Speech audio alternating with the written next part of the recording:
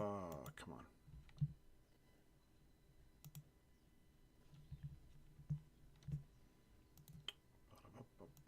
Come on. Okay, well, I hear myself. I'm very quiet.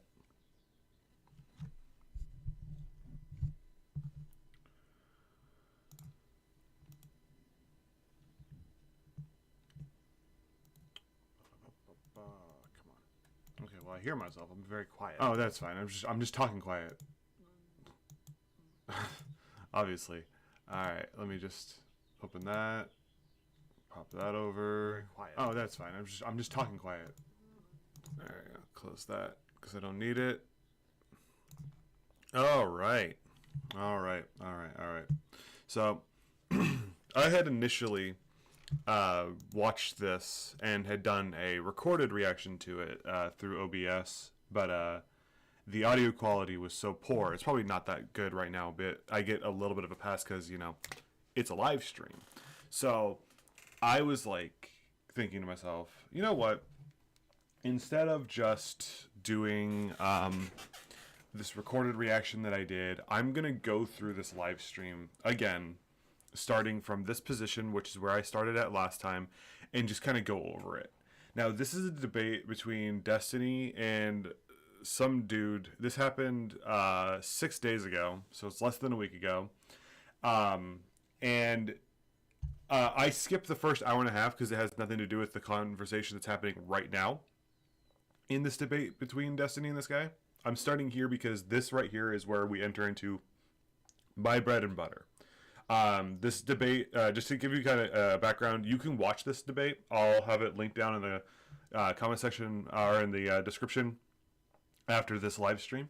But to give you like a kind of understanding of how this debate went and how really, really bizarre it is, this debate spent like 20 minutes with Destiny and this guy not even coming to an agreement that you need to have a shared language to have shared understanding, proper understanding with one another. Which, funnily enough, I actually took a really interesting course here at my university last quarter called Translation and Colonialism in South Korea in the during the colonial period when South Korea was, or when all of Korea was colonized by Japan. And we spent a lot of time reading papers by very well-known philosophers and linguists from across Europe who delved into this exact topic when it comes to translation and just the art of language. Things like, how is it that you can know that when you say cheese in English and somebody says their word for cheese in another language, how is it that you know that these words are the same words? How is it that you know that these words hold the same value to one another? One of the really famous examples that was used was in the British colonial period of China. There was a word, I can't pronounce it off the top of my head, that translated out to things like foreigner, outsider, and barbarian. So when the British took to translating Chinese to English, they translated that word to meaning solely barbarian because it allowed them to establish a narrative that the Chinese saw them as hostile, saw them as inferior, and allowed the British to drum up sympathy for the colonization efforts in China at this time. So language is incredibly important. Unfortunately, this debate between Destiny and this person goes on for, like I said, it's like 20 minutes at the beginning of this, of them not even being able to come to an understanding of that point. So that kind of gives you an idea of where this debate was and how this debate functioned leading up to this point. That's how off the rails it was. So I'm going to just skip really far ahead to, again, my bread and butter, the areas that I know of, and kind of break these down a little bit and discuss them, because we get into topics that I'm very familiar with. We get into topics of Russia and Ukraine, and that's that's my wheelhouse right now. I know more about it than I would say most of the YouTubers that I really looked up to and respected back in the day. There's a gigantic smudge like just in the center of my glasses. I think I have a cloth right up here. Yes, I do. I might have to get up and walk over to my bathroom really quick before we start this and clean this off because it was getting really distracting. Let me see. Am I good? Yeah, I'm good. It's fine. Okay. So we're gonna start now. The big point that's being made here, if you see the Destiny chat, is that they're saying. So we're gonna start. They're saying that that NATO is the Fourth Reich. So that's the big point. This is the Fourth Reich in this person's eyes. I think this person's name is Logo something. I think they mentioned it. They're mentioning it right here. There's a bot here, a guy named Bot at least. Logo Daedalus. I don't know if he goes by Logo. Don't know if he goes by Daedalus. I'm gonna call him this guy and Logo for the remainder of this live stream. So the point that's being made right now is that that NATO is the Fourth Reich. Now, this conversation on the topic of NATO being the Fourth Reich has actually gone on for about 15 minutes. It's largely inconsequential. He only makes incorrect statements. He says that that NATO hired in members of the SS, and then he names members of the Wehrmacht, which was not the SS. It's not even the same as the SS. The Wehrmacht were not even really held responsible for anything that happened during World War II. Very, very different beast. Very, very different people. Very, very different thing. The SS was the German CIA, the FBI, the GRU. They're basically their intelligence agencies and their agents. That's what the SS were. They were the upper echelons of the government, the bridge between the military and the actual people like Adolf Hitler. Those guys are not the Wehrmacht. The Wehrmacht was basically just the bread and butter soldiers of the army. So this guy is quoting that, we were hiring members of the SS and names members of the Wehrmacht, or he names members of the SS who had nothing to do with NATO. So again, it's just complete falsities. No, you know what? I've watched this live stream. He, I think, is being purposefully like this. I don't think that it's ignorance at this point because the rest of this live stream, I'm sorry that I'm kind of putting this off before I really start, but the rest of this live stream really is just this guy making no points at all, making absurd statements that have no depth to them, and saying things that are just factually incorrect. This goes on for we're at an hour and 29 minutes. We are going to be watching basically the rest of this, and seeing as it's been 8 minutes, 8.5 minutes, and I haven't even started, kind of gives you an idea of how long this is going to be. Like this will give you an idea of how long we're going to be here. So without further ado, I guess we could hop right into it. Again, NATO is the Fourth Reich. That's where we're going to start from. You said NATO was the Fourth Reich. That's what I'm curious. Is there any other connection? Okay, so what was the Third Reich? What was the goal of Hitler, of the Nazi Party? Or what did they want to do? Okay, we are going to be stopping at nearly every one of the points that he brings up here. So this is going to be a very slow burn. I keep looking at my other monitor. I keep forgetting my webcam is right here. This is going to be a slow burn. The Nazis wanted to expand their empire, encompass the territory that Germany had lost at the fall of the Prussian and German empires, and create a united country for all German people. They wanted to expand their Lebensraum, their living space, their living room, their breathing room, however you want to translate that. They wanted to expand it. They wanted to be able to invade places like Austria. They wanted to encompass things like Hungary. They wanted to get into Czechoslovakia. They wanted areas in Poland. They wanted to connect all of these areas that had Germanic people and German-speaking people into one major empire. That's what they wanted to do. They also wanted to then purge their countries, purge their country of the undesirable populace, the Jews, the gypsies, the intelligentsia, the gays, lesbians, transgender individuals, one way or the other. Ethnic minorities were persecuted and prosecuted. They wanted to create the ultimate German country. That's what they wanted. A country that had been expanded to protect the German people, because at the wake of World War I, Hitler rose to prominence and power by espousing a belief that the entire world was against the German people, and that everywhere that the German people were that was not in Germany, they were at risk. That's what he was attempting to do.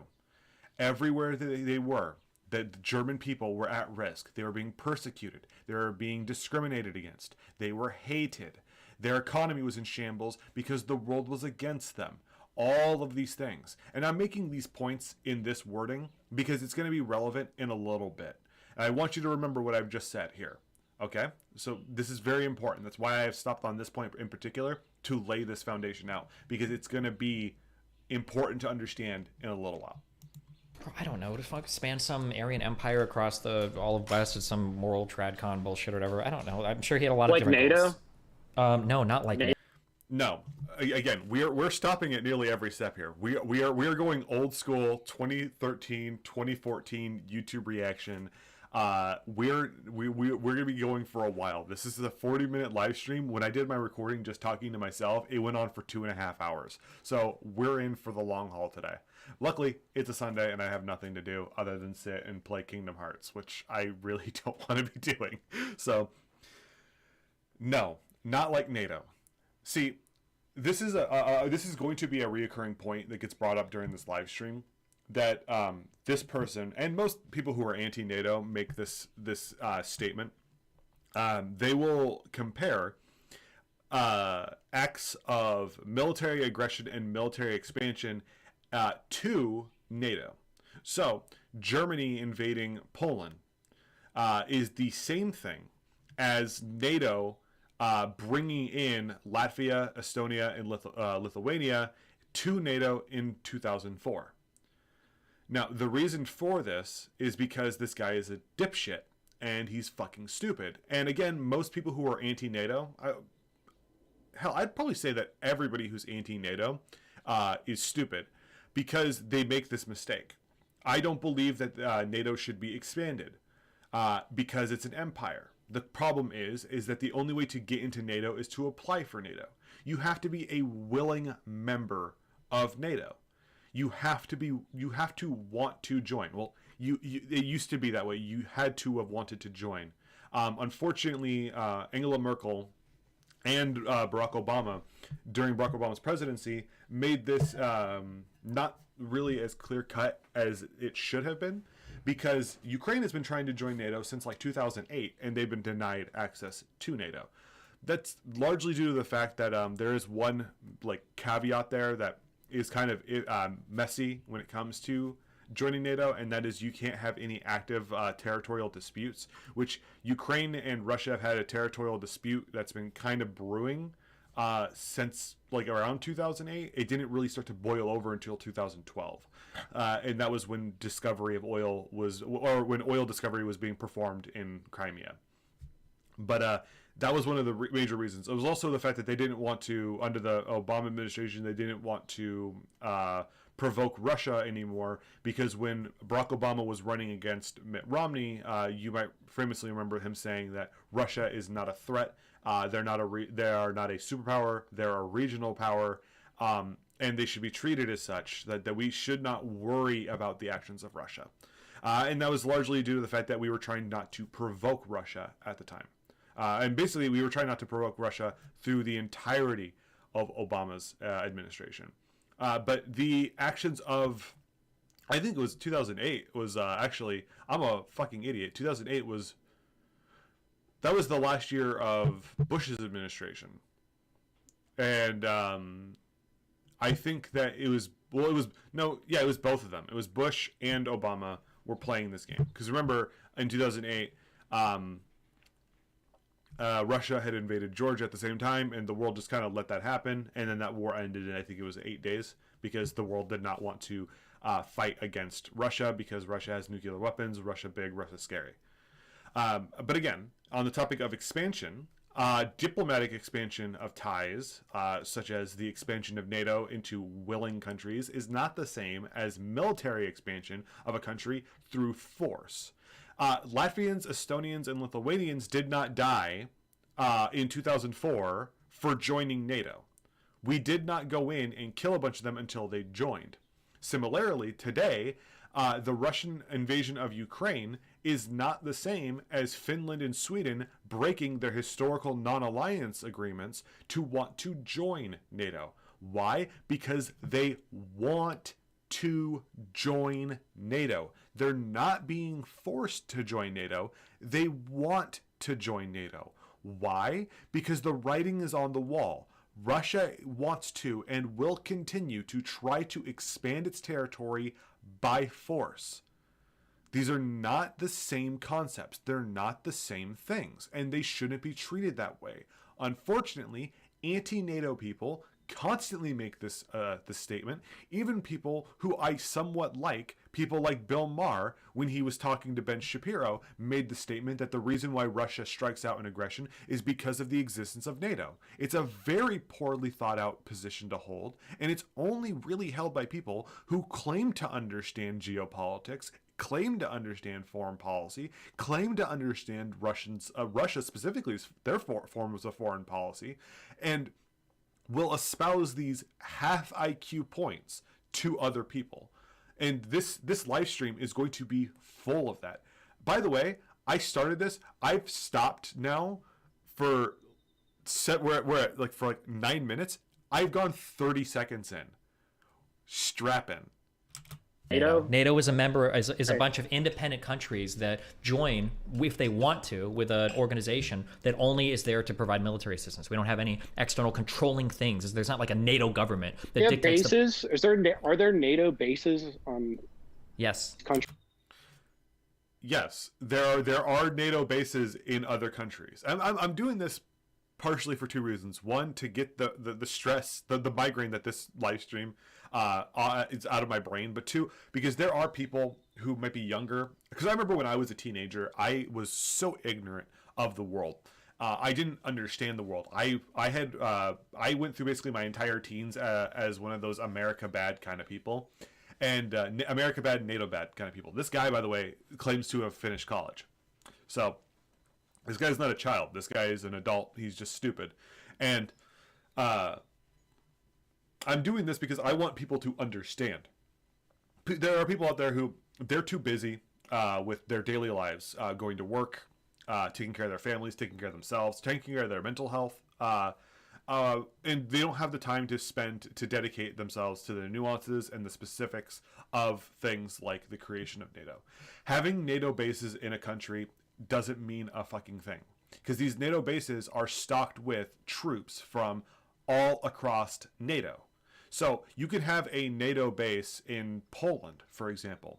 That base is going to be filled with soldiers from Poland, Hungary, France, the United States, the UK, Germany, Latvia, Estonia, Lithuania, all these. I keep bringing those three up because they're the ones they're sitting there right on the border. All these countries are going to have soldiers that are stationed there. All these countries are going to do that because it's a multinational military operation. The problem with this stream, and you'll notice this as I start to slow down a little bit on the pauses, is that this person, whenever he mentions NATO, he's not really talking about NATO. He's talking about specifically the United States. So he'll say NATO bases, but what he really means is U.S. Army bases, which there also are U.S. Army bases there because we keep a large stockpile of soldiers in Europe. Why? Because that is our part of the bargain of NATO. We are the military backbone of NATO. These people are the economic backbone of NATO. We create trade agreements, trade alliances, and we work together in this way. The same way that if we're going to look at, again, I'll use Russia as an example. Russia produces nothing.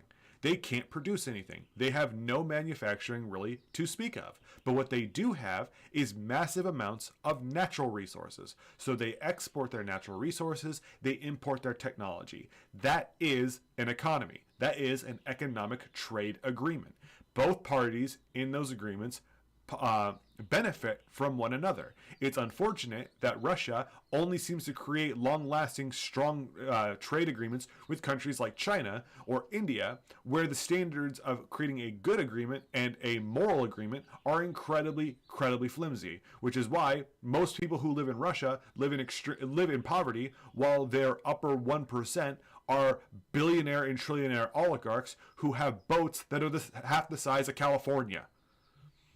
Country soil. But are there policies in these countries being controlled by the United States? No. Yeah. No. What do you mean? They are. See, there's a really good example right there.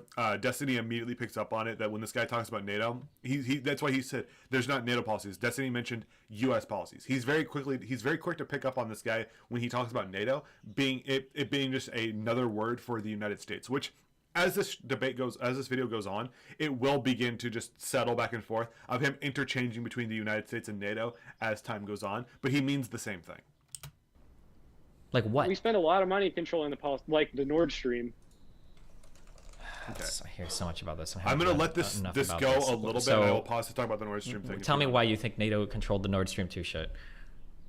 Because we want Europe to buy oil and natural gas from America, not from Russia, obviously. So tell me how NATO did NATO like force countries to accept this, or did they vote on it and want to accept it? Do you know the Rand Corporation? You ever heard of the Rand Corporation? Them, yeah, they get cited all the time. Irrelevant. Yeah, you should read. They have a paper. I'll look it up for you right now. They planned this whole thing out. Like, this isn't like Crimean. I always hear the Nord Stream 2 shit cited, and I haven't like read enough about it to have like strong opinions on it. The energy dimensions of Russia's annexation of Crimea, or lessons from Russian operations in Crimea and eastern blah, blah, blah, blah, blah. Russia does not seem to be after Ukraine's gas reserves, et cetera, et cetera, et cetera. Like, we have, like, our whole, like, war plan for this area is based around, like, oil pipelines and blocking the oil pipeline that the Russians were building in the Nord Stream, so we can build our oil pipeline that comes up through the Ukraine, which... Okay, there's a couple things here we can break down and talk about. So I wanted to let him kind of just get through that. There's a whole lot of nonsense in there and a whole lot of dead air as Destiny is just kind of like sitting there trying to read. Nord Stream, for those of you who might not know, Nord Stream was a pipeline that was supposed to go from Russia directly into Western Europe so that Russia can directly sell and move gas from Russia to Western Europe. Now, yes, the United States did not want this thing to happen. They did not want this thing to happen at all. The United States actually lobbied very heavily for Western Europe to not buy gas from Russia and instead buy gas from the United States. During the presidency of Donald Trump, he had famously gone to the European Parliament and gave a speech telling them that every time that they're buying Russian gas, they're becoming more and more beholden to Russia, and they're emboldening Russia's acts of aggression in places around the world. Now, you might not remember this, but I do. In fact, actually, I have, let's see if I can pull this up over here. We can see if we can find it. Now, this, Donald Trump, Germany. See if I can find this.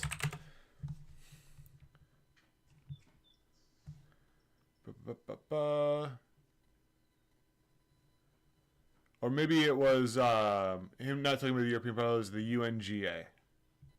I'm going to see if I can find this because it seems to have disappeared now, largely from the internet, because it made people, it made everybody look really stupid. Oh God, am I not going to find this?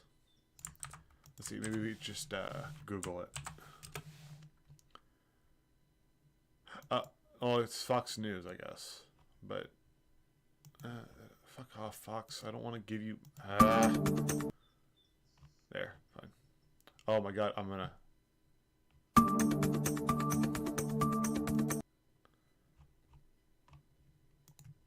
Oh my God.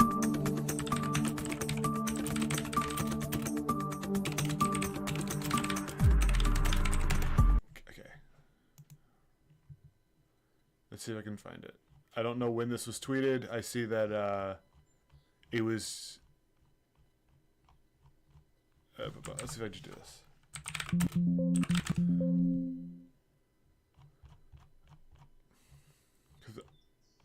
Oh my god, I'm gonna kill myself if I can't find it. Where is it?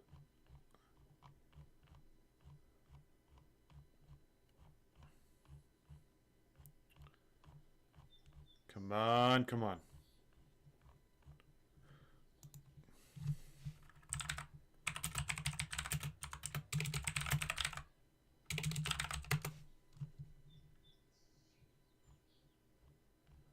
Are you kidding me? I see the frickin' tweet on the Fox News website. Why do I not see it here?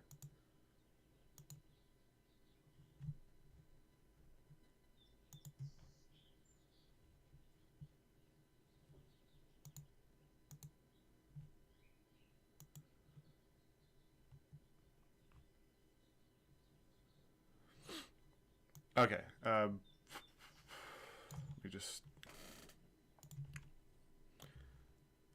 There. That should be right. All right.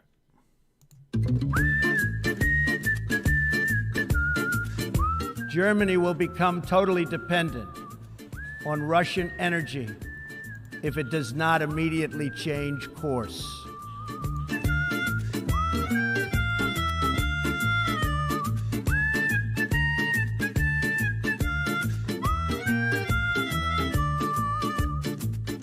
Here in the Western Hemisphere, we are committed to maintaining our independence from the encroachment of expansionist foreign powers. See? This is what was going on. America wanted to stop that from happening. America desperately wanted to stop this from happening, and the world rebuffed us. Germany especially rebuffed us, and now with the invasion of Ukraine by Russia, Germany is the country that is dragging its feet on basically every form of sanction, because you can hate the guy all you want. I don't care. Donald Trump was very much correct when he was talking about Western Europe becoming beholden to Russia. Germany is afraid to cut off Russian oil and gas because they have become dependent on it. This was in 2017, by the way, that this was happening. So within less than half a decade, this became true. But the orange guy said it, so therefore he's just factually wrong.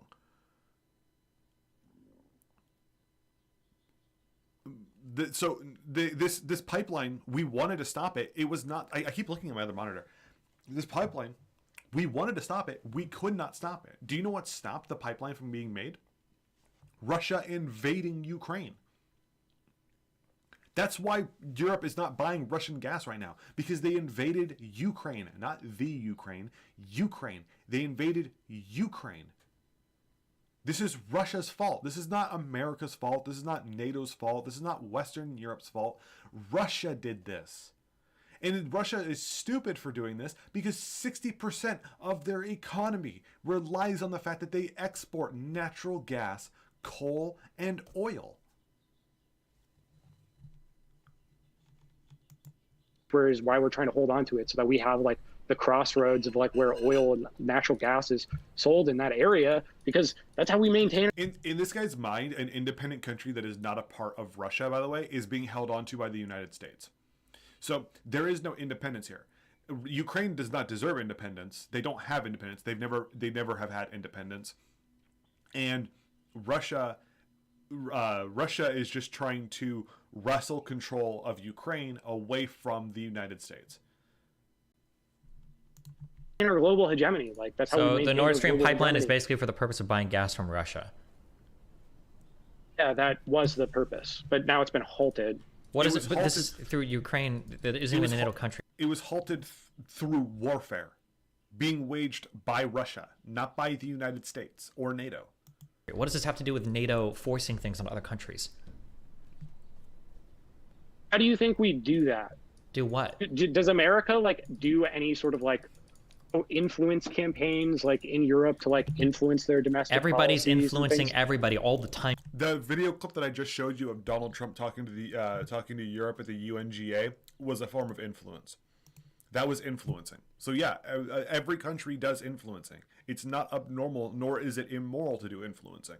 For everything. Okay. So I'm sure we do, sure. Okay, so do you think that like we would like say influence this or destabilize this region? Not the same thing. Fucking weaselly. I keep looking over here. Fucking weaselly.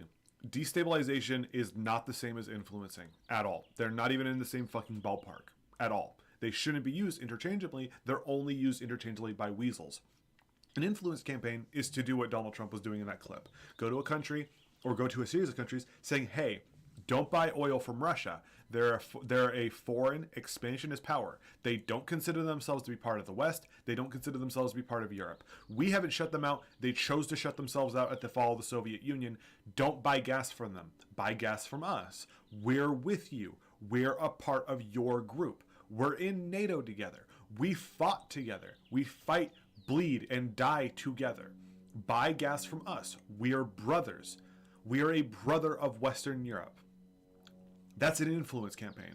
A destabilization campaign is to send in unmarked Russian mercenaries to a country and declare that the regions that those unmarked mercenaries are in want to suddenly declare themselves independent from a country, then go in and invade that country on February 24th, 2022, claiming that you're fighting to liberate those regions that your soldiers were in. That is destabilization. These are not the same things at all. Hold on. Destabilizing a region is way different than influencing things. These are two fundamentally different claims. Everybody influences everybody, of course. What's the difference? Well, I just laid out the difference. The difference is that one can be running advertisement campaigns, doing lobbying, doing presentations in front of government people. It could be public campaigns. There's a whole different thing versus like invading a country or like blowing shit up or terrorist activities or sanctions or terrorists in an area. Sure, arming terrorists in an area would be considered to be destabilization.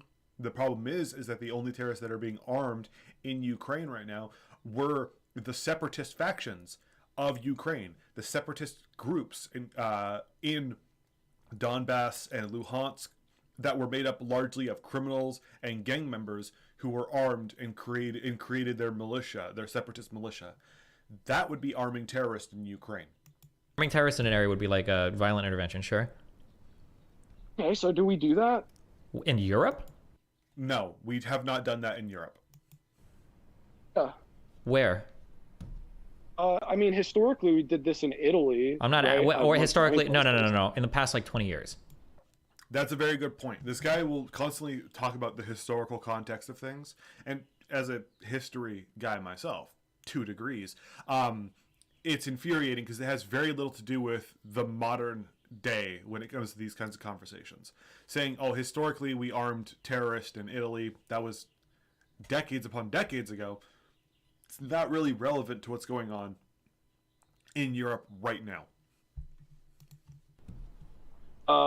Eastern Europe, like the Balkans? We did not arm terrorists in the Balkans.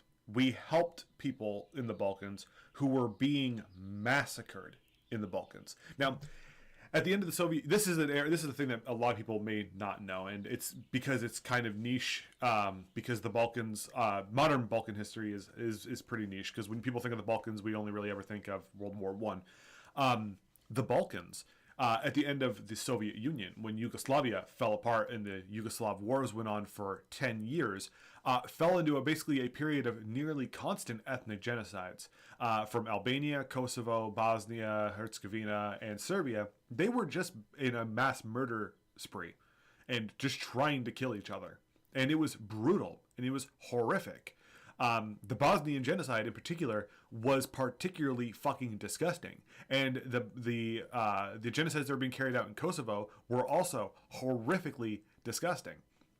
Now, this person is saying that, much like Noam Chomsky says, by the way, arming groups like the Bosnians and the Albanians was arming terrorists and destabilizing the region, which is absolutely nonsense. It also wasn't just NATO who was involved in that. NATO was there, but so was the UN, and so were the Kosovo Corps, which is made up of a lot of non-aligned countries, such as Austria. And in fact, I actually have a friend of mine who was in the Kosovo Corps in the late 90s, who was there stationed in part of the Kosovo Corps in Kosovo. So this is not arming terrorists. This was giving people who were being genocided the tools to defend themselves. I'm going to assume, based on this guy's rhetoric here, that he probably denies the fact that genocides are being carried out against these groups of people. He probably reads Chomsky. He says enough America bad stuff that I'm assuming that he probably reads Chomsky. And if you want to know more about Chomsky, I think that a video that you should go and watch, which is a fantastic video, was Why I Don't Like Noam Chomsky by Kraut, who makes some incredible videos. He's one of my favorite history and historical YouTubers. So if you are not subscribed to him, I highly recommend going and watching his content. And after this live stream is over in 3.5 years, go and watch Kraut's video on Noam Chomsky, because it goes into detail about the Serbians' actions in Bosnia during the Yugoslav wars, the Bosnian genocide, the Srebrenica massacre in particular, and why is it that so many anti-American people like Noam Chomsky just deny that those things happened. So this is not correct. Again, I've made that point several times. This guy is a fucking lunatic. But this is just talking about the Balkans, by the way. We're not even talking about Ukraine anymore. We've completely switched topics, which is going to be a very common thing. And I and Destiny are going to bring this up throughout the rest of this live stream, that this guy will constantly hop between topics because he doesn't know how to stay put on a single thing, because he only explains things on a surface level. He makes no arguments. He makes statements, which I'm also going to be saying a lot, because it's very, very clear when you're talking to somebody who doesn't know what the fuck they're talking about, because they will often do this. Mean, bro. What was Clinton doing, dude? What were the extremists? What were the terrorists that we were arming? And which ones when, dude? Like, we do this all the fucking Okay, actually, wait. time. Then name a couple. Difficult. That right there, you're going to also hear that a lot. He will make statements like, we are arming terrorists in the Balkans. Destiny will say, which ones? And he'll go, it happens all the time, bro. It happens all the time. What are you talking about? And the Destiny will say, name a couple. Give me an example. And then he just does not do it. That's going to happen, I think, 3 or 4 more times during this conversation that they're having. I don't even want to call it a debate, because to call it a debate would require that this guy to have any points to be made. Talking about the Azov battalion. Okay, see, now we've gone from Ukraine to the Balkans back to the Azov battalion. This guy will just hop between points. Now, I did a live stream, like, I think 2 weeks ago. I don't know. Time is weird when you're stuck in a prison cell. But I talked about the Azov battalion a few weeks ago, or a week ago. I don't remember when my last live stream was. Don't care. People who bring up the Azov battalion in 2022 don't know what the Azov battalion is. They just simply don't know what it is. They don't understand it. They don't know its history. They know that it's bad. That's all that they need to know. They know nothing about the specifics. They don't know when it was founded, who founded it, what happened in 2014, what they're doing currently now, what their makeup is, what they're attached to, what their actions are, what their previous actions are, what happened to their leadership, or what their current philosophy is. They don't know any of these details, but they will tell you that the Azov battalion are bad. So give me a moment here to explain to you the Azov battalion, because I find that to be a particularly interesting point that gets made by a bunch of people who are very anti-Ukrainian. The Azov battalion was founded in, I think, it was anywhere between the 90s to the early 2000s. I don't know the specifics on that, but they were directly attached to an ultra-nationalistic, far right-wing, yeah, I would argue close to, if not directly into, neo-Nazi party. They were founded as this ultra-nationalist group that wanted to kick out basically all of the ethnic minorities, specifically the Russian ethnic minority, and establish Ukraine as a country for Ukrainians. They blamed Jews for a lot of their problems, as most neo-Nazi far-right conspiratorial groups do. And they were bad. They were basically just thugs. Thugs with guns, because Ukraine couldn't stop them. Here's the problem, though. When Crimea was annexed and the Luhansk and Donbass conflict started up in 2014, all paramilitary groups in Ukraine were drafted into the Ukrainian army to expand the Ukrainian army. Because Ukraine had a lot of paramilitary groups, but did not have a lot of army. It didn't have a big army at the time. And its army was very poorly trained. So Azov Battalion was rolled into the National Guard as a National Guard battalion. Its leadership, on the other hand, were tried or kicked out of the military or sent to prison for their extremist positions, along with like 10 to 20% of the entire Azov Battalion, which was what, at its worst, made up their neo-Nazi contingency, 10 to 20%, which is still really high, but not as high as it gets made out to be. This guy is making the argument, and most people who are against the Azov Battalion and against Ukraine will make this position stated as the Azov Battalion are 100% neo-Nazis, ultranationalists, and they're bad people, which even at its worst was not true. From 2014 up until now, the Azov Battalion has been reformed and reshaped multiple times. It is largely now a volunteer force of people who are multi-ethnic, multiracial, multi-religious, and are from, all over. They have Belarusians, they have people from Africa, they have people from the Middle East, they have people from Asia, they have people from America, from Western Europe, Central Europe, even Russians, all are part of the Azov Battalion now. It is a multi-ethnic makeup of people in the year 2022. They are not known as war criminals. They are known as Russian ass kickers. They do not commit war crimes. The people want you to think that they commit war crimes. People want you to think that they're bad people. And what they'll usually do is they'll bring up the initial years of the Donbass-Luhansk conflict, in which like 13,000 people died since 2014 up until now. They'll never tell you that most of those deaths came between 2014 and 2015. They won't tell you that most of those deaths were combat deaths on both sides, Ukrainian army and separatist, meaning the separatists are claiming that every Ukrainian soldier who dies, including the 400 or so who were told to lay down their arms and they'd be given safe passage back to Ukraine, and then when they laid down their arms, they were shot in the streets. They'll say that those are deaths caused by groups like the Azov Battalion. It's completely dishonest. On top of that, since 2014, the Azov Battalion and this ultra-nationalist party have been decoupled. In fact, it was the Azov Battalion who decoupled itself from the Nationalist Party. That Nationalist Party is constantly trying to attach itself to the Azov Battalion, and the Azov Battalion is telling them to go fuck themselves. Because even at its worst, though I would say it's probably rising a lot now, this ultra-nationalist bent in Ukraine is not that popular. I think at its worst, it was getting popular. It was like 17% of the vote at one point. But in the last election in Ukraine, which I think that was 2019, this ultra-nationalist party got 1.4 to 1.7% of the entire vote in Ukraine in 2019. Now, this was 5 years into the Donbass-Luhansk conflict, and this was already after Crimea was annexed.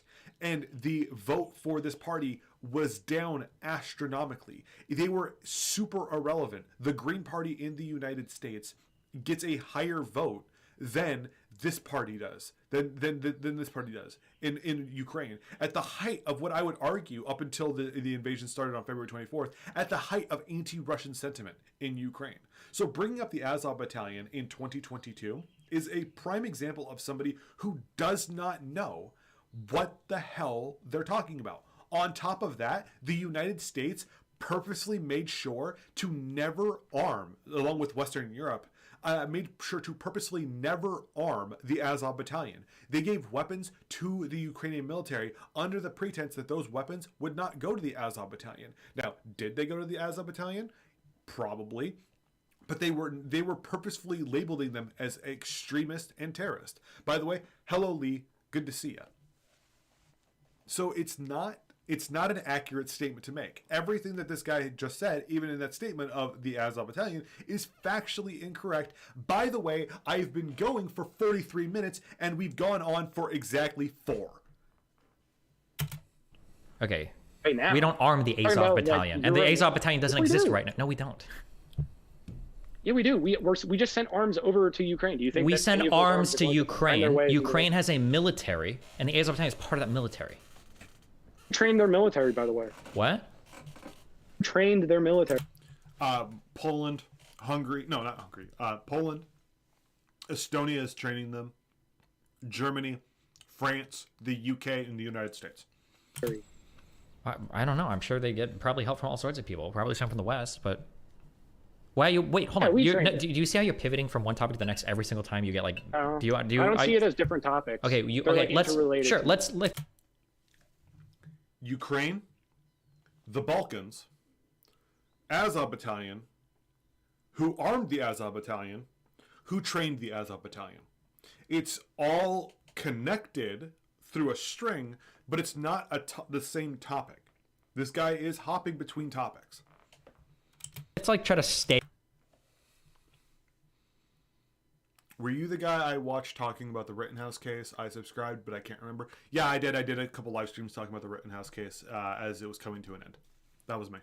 It's not usually my bread and butter. My bread and butter is in history and understanding history and understanding geopolitics in the east of the world. Russia, China, Korea, Japan. On one thing instead of hopping when you realize that you're like talking about, because it started with like, I was curious who's a third example of somebody that joined NATO from the SS. That was like, or founded NATO from the SS. But what by the way, that is actually a really good point. I actually was talking about that just as this live stream started, that this started with who is a third member of the SS who joined NATO. It went from that to what was the purpose of the Third Reich, to U.S. Army bases in Europe, to Nord Stream, to where we are now, the last series of bullet points I made. Again, all surface level, never any depth to the comments that are being made. It's all surface level, just statements.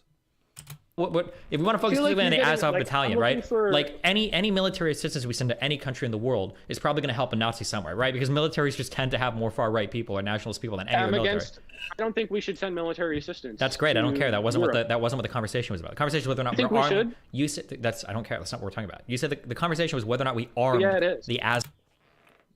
Again, another point. And now it's who is trained the Azov battalion. We should not send weapons to anywhere in Europe. Do you believe that we should send weapons to Europe? These things are connected. They're not really connected. This is just strung together. Azov battalion, right? So we send money and arms to Ukraine, right? The Azov battalion and every other paramilitary battalion was integrated into the Ukrainian armed forces in 2014. So of course, any military assistance we send is going to end up with all the military of Ukraine. So how is that? Keep sending them arms? Yeah, of course. So this guy is now making the point of, should we send weapons to Ukraine? And because that's what he's trying to stick on. Defend themselves? Sure. I disagree. Okay. If you want to have a conversation on whether we should or shouldn't help other countries, that's fine. But you can't pretend that we're arming terrorist groups by sending money to Ukraine's military. That's effectively what we're doing now. It's effectively what we're doing. He hasn't made the point as to why that's what we're doing. This is, again, what I'm talking about. This guy does not make arguments. He makes statements. We're arming terrorists. What terrorist? The Azov battalion. No, we're not. Yes, we are. No, we're not. Yes, we are. How are we? We are. That's everything that just happened in a nutshell. But no, that's not effectively what we're doing. That's one byproduct of like It is. Okay. Again, Destiny was trying to explain this, and this guy, Destiny's saying, no, we're not. Here's why. This guy's going, yes, we are. Yes, we are. This is the argument, by the way. Again, we're 5 minutes in. You're doing PR. You're doing a PR. I'm not doing PR. Now you're having, if somebody who's so well read, I wouldn't expect to have such a one-dimensional view on like these types of interactions. One-dimensional. It's incredibly one-dimensional. It's what our empire does. This guy might actually be the most one-dimensional commentator on these topics. This guy's commentary is no foreign aid because everybody's a terrorist. That is incredibly one-dimensional. It's not. All right. Okay, what do you think the Russian perspective is? Like, do you have an equally nuanced view of like Russia's actions, or is it like what are their motivations? Now, I say it at the beginning of this live stream when he asked like what was the purpose of the Third Reich. I said it was largely because Germany wanted to expand its Lebensraum, its living space, its breathing room, to encompass territories that had German people, to create a major German empire so that the German people were protected and represented, and that they would expunge all of the minority groups and the harmful groups like the Jews, the gays, the gypsies, the intelligentsias, the blacks, the French, here, that, and the other, so that all the Aryans could live in their own territory. This was allowed them to justify their invasion of Poland because there was the Rhineland, and it allowed them to justify their invasion of the Rhineland because there were Germans there. It allowed them to justify their invasion of Austria, their encroachment into Hungary, their invasion of Czechoslovakia, because there were Germans there. And they needed to expand that territory because those Germans were being persecuted and mistreated because they were German, and we need to protect the German people. So when we're talking about the purposes of Ukraine being invaded by the Russians, it's really, really fucking funny to me when Russia says that they're on a denazification campaign, when Russia's foreign policy for the last 30 years has been an expansionist policy, invading its neighbors to protect the Russian people. They invaded Georgia in 2008, allowed them to create two dummy republics, South Ossetia, and then I don't know the other one, both illegitimate little states of Russians, which the Russians invaded Georgia in 2008 to protect and are now in the process of annexing into their own territory. They have Transnistria on the eastern border of Moldova. They have Ukraine and the Donbass, Luhansk, and Crimean region of all these poor Russians that Russia just has to invade these countries to protect them. They're going to annex or try to annex Belarus because Belarusians, as they like to call them, are just little Russians. That's how Russia referred to Ukraine and Belarus. So even though they're on a process of denazification, their war goals are eerily fucking similar to the war goals of the Nazi Empire. Now, a lot of people don't like it when you make a comparison between Adolf Hitler and somebody else. They think that it's a straw man or it's illegitimate. I have to ask, why? Why would it be an illegitimate comparison to call Putin and compare Putin to Adolf Hitler? I would like to know, because the way I see it is both of them have created strong ethno-states. You might notice when you look at the dead, the 20,900 casualties, I think it's a little higher right now, that the Russian Federation has suffered at the hands of this invasion of Ukraine. Not many people from Moscow or any of the ethnic Russian regions are found amongst the dead. In fact, I think only one person who was born in Moscow has died so far. It's all the ethnic minorities in the poorest regions of the Federation who are out there dying. Luckily, the ethnic Russians are very, very safe. So he's created an ethno-state. It's a one-party state. There is really no opposition. It is the definition of controlled opposition, because all opposition leaders are poisoned or arrested in Russia. They have complete control over the media. The State Duma is basically the only form of media that you have when it comes to getting the news. They're slowly starting to censor, not slowly, they actually very quickly are ramping up the censorship of the internet in Russia. I'm going to tell you that by the end of the year, I think YouTube will be gone. They're desperately encroaching themselves into industry. And if you want to look at the ideas of fascism, fascism is the merger of an authoritarian government and industry together. So really, there is no difference between the Putin regime in Russia and the Nazi Empire. The only difference is that the Nazi Empire was a lot more thorough when it came to the systematic extermination of groups of people that they don't like. The Russians are incredibly lazy, but make no mistake, to the Russians, it's not the Jews necessarily that they're after, but it is the Ukrainians. And they've made no qualms about this. They've basically been trying to genocide them since 1654. They had the Holodomor, which was something that prior to the invasion of Ukraine, people would bring up as a form of communist torture. They bring this up. They bring up the Great Leap Forward in China. They bring up the Holodomor in Ukraine as examples as to why the Soviet Union was an inherently evil state and why communism is bad. They probably wouldn't bring up the Holodomor anymore because the Holodomor makes Russia look bad. It makes Ukraine look like a victim because Ukraine had the fucking audacity of having a different language, culture, and history than Russia.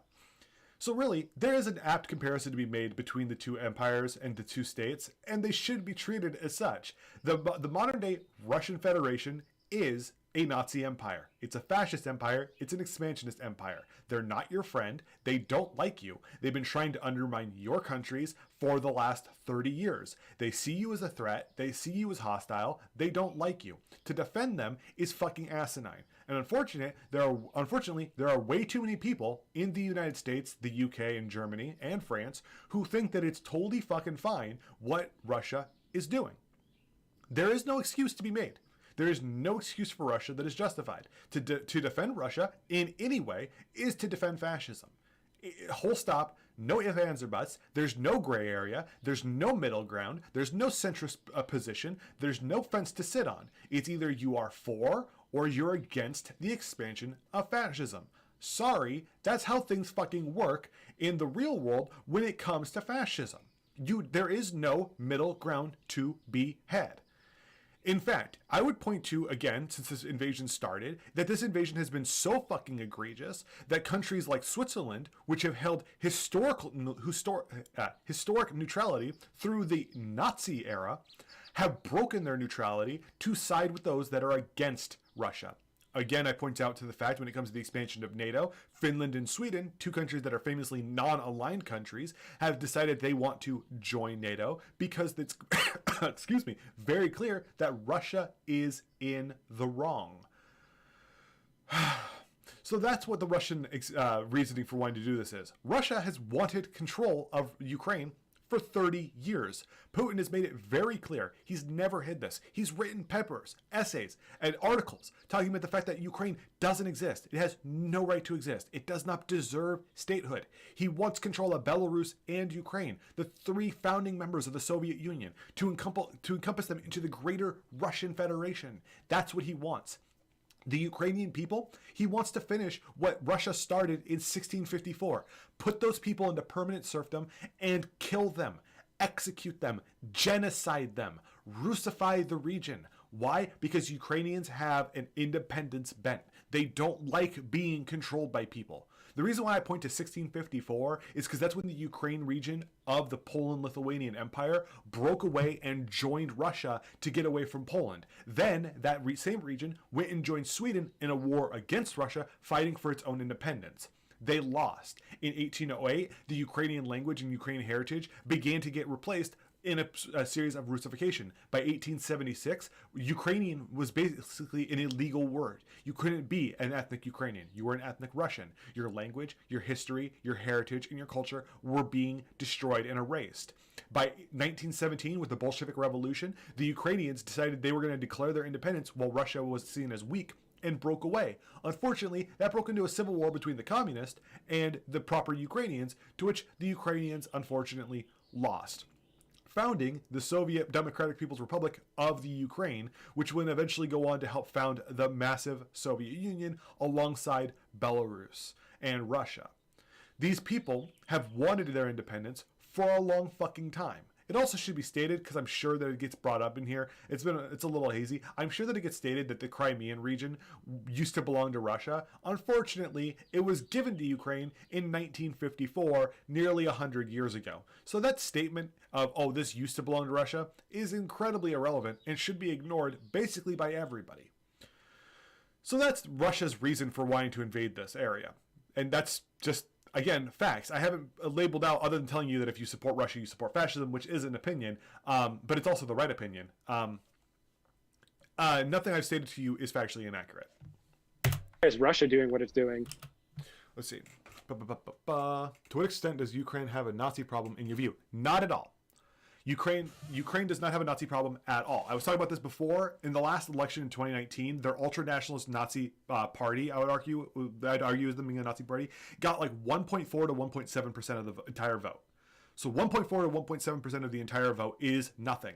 Nazis in the United States get more votes than that party does. And if the argument is, well, 1.4 to 1.7% is too much, does that mean that Mexico and Canada now have the legal justification to invade the United States because of that?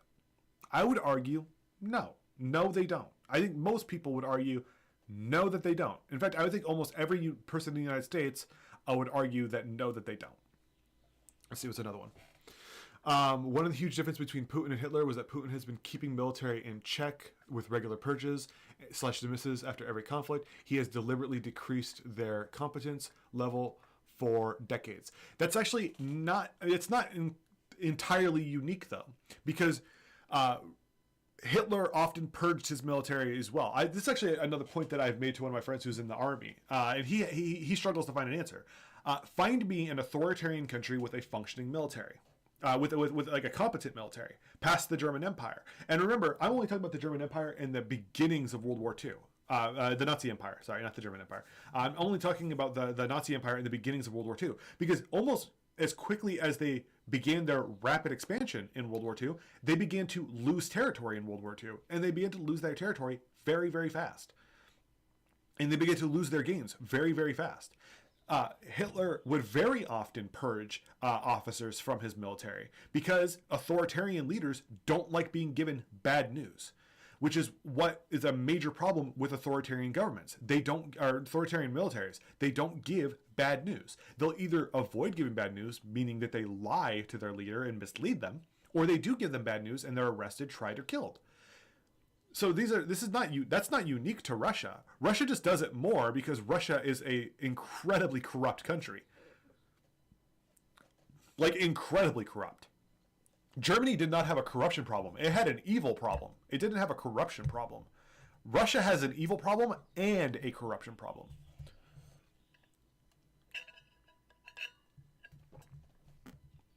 Exactly. You cannot find a competent military in a dictatorship because, as you said, a competent military is the number one threat to a dictator.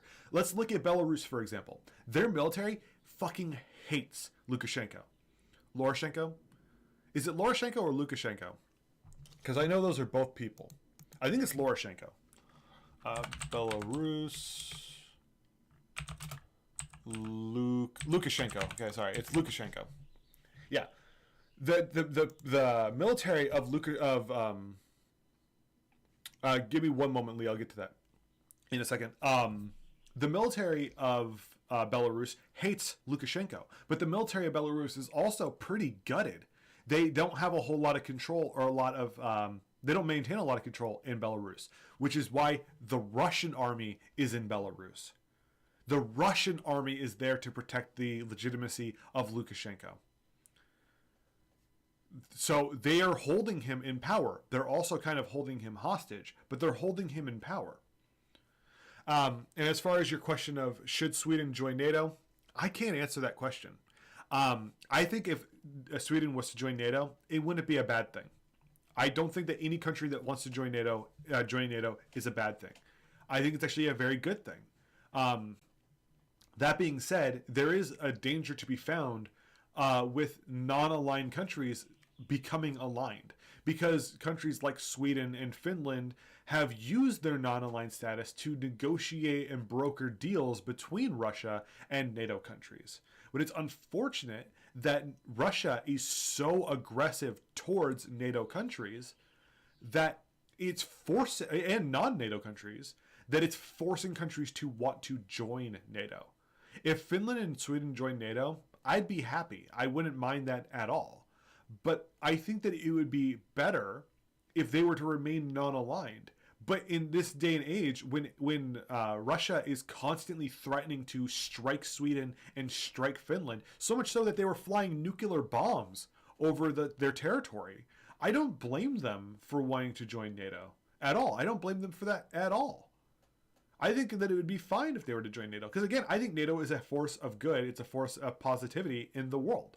And it's very hard to find examples of NATO doing something wrong. Now, the big... By the way, just want to point out, we've been this live stream that I'm reacting to, 5 minutes. The big 6 minutes. Point that's being made here, if you see the Destiny chat, is that there's... I was wondering, why is it this guy sounded so different? It actually took me 15 seconds to realize I was listening to my own voice. Oh, God. I didn't go to bed until 4 in the morning. I apologize. And I've been up since 7. Why is Russia invading Ukraine? Let's see here. I would trust NATO a lot more than I trust the EU. Yeah, I see them as different beasts because the EU doesn't have that military that it wants to form yet. Sweden is already relying on Denmark for air support when Russian planes fly around, so it might not be the worst idea for your country's history to join NATO. We've had Russian subs in, I don't know how to say that word, I apologize. With Russia and China on the march and U.S. on the decline, it might not be a bad idea for the democratic countries to stick together.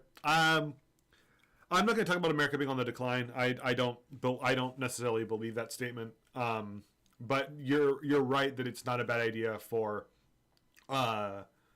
Sweden to join NATO in that regard. And yeah, you had Russian subs in that area, and the Russians are also talking about putting nuclear subs in the Balkans, which is a famously nuclear region. There's no nukes in the Balkans. I'm sure. Leading up to the most recent invasion, probably because the civil wars in the east were starting to die down, Turkey was sending Ukraine more and more of like a particular type of drone bombers. By the way, that lecture I just gave went on for so long. Just to recontextualize what's being said here is this guy asked Destiny, what are Russia's reasons for invading Ukraine? We're like pushing the odds in Ukraine's favor. Russia had been continuing to move their military forces across the border, threatening Ukraine, such that if Ukraine didn't like cede these territories to the east, at some point, like Russia's going to have to invade or they lose all credibility on the world stage. So, I mean, it's just been something that's kind of like been building over the past year. Does that make sense for them to do that in that situation? Sure. Okay, so they're not really doing anything like irrational, right? No, but now they're doing something irrational. Initially, when this invasion started, it wasn't an irrational decision to invade Ukraine because not a single group on this planet believed that Ukraine could withstand the might of the Russian military. But it became very quickly apparent that the Russian military is a perfect example of what we would call a paper tiger. Completely ineffectual, gimped by their own corruption, essentially. Unable to make major gains into Ukraine without costing themselves hundreds, if not thousands, of soldiers, which is untenable to a military campaign. Like somebody that murders somebody might not necessarily be irrational as well. That doesn't mean it's right. I mean, I don't think they should be allowed to do it. Yeah. Isn't there like a difference between like killing someone like in a way where it's like, you know, like self-defense and then like, you know, murdering someone? Isn't there it's like different things? Sure, but if you're gonna say that Russia's not acting, I'm going to back up really quick. I will answer your question again, Lee, in just a second. Okay. Let's see.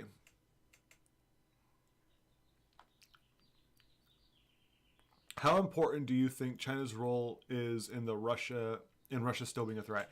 Not as big as you might think, because Russia was in this agreement between between Russia and China. Russia was supposed to be the military, and China was supposed to be the economy. That was the deal. And what Russia has shown since this invasion started is that they do not have the tools to back up their statements, because all Russia is really good at is killing civilians. So with Russia being a very ineffective military force, despite what, again, pro-Russians will say of, oh, this isn't the real military, it's all a fucking trick, bro. The real military is in the fucking wings. They're just waiting outside, dude. It's gonna happen any second now. He's playing 7D chess, man. Not true. There's no evidence to support those statements. It's completely irrational to hold those positions. Because Russia has been showing themselves to be ineffective in their military campaign into Ukraine, China has slowly been just being like, I don't really want to have a hand in this anymore. Like they're being hands off. They're not doing it as fast as Western Europe did it, but they're still doing it fast enough where they're quickly just going, maybe not today, bro. Like, let's not do this. And they're backing off of it. So they're not as effective as people are thinking that they might be. Russia's economy is defaulting. They're on the brink of collapse. They're falling apart. The people that they are trading with now, they are still trading with China, and they are still trading, or at least somewhat with China, and they're starting to trade a little bit with India, but India is kind of flip-flopping. That's the problem. A lot of these countries that are trading with China, with Russia still are flip-flopping on them because they're realizing that they're gaining very little, and they could potentially lose a lot by having trade agreements with Russia.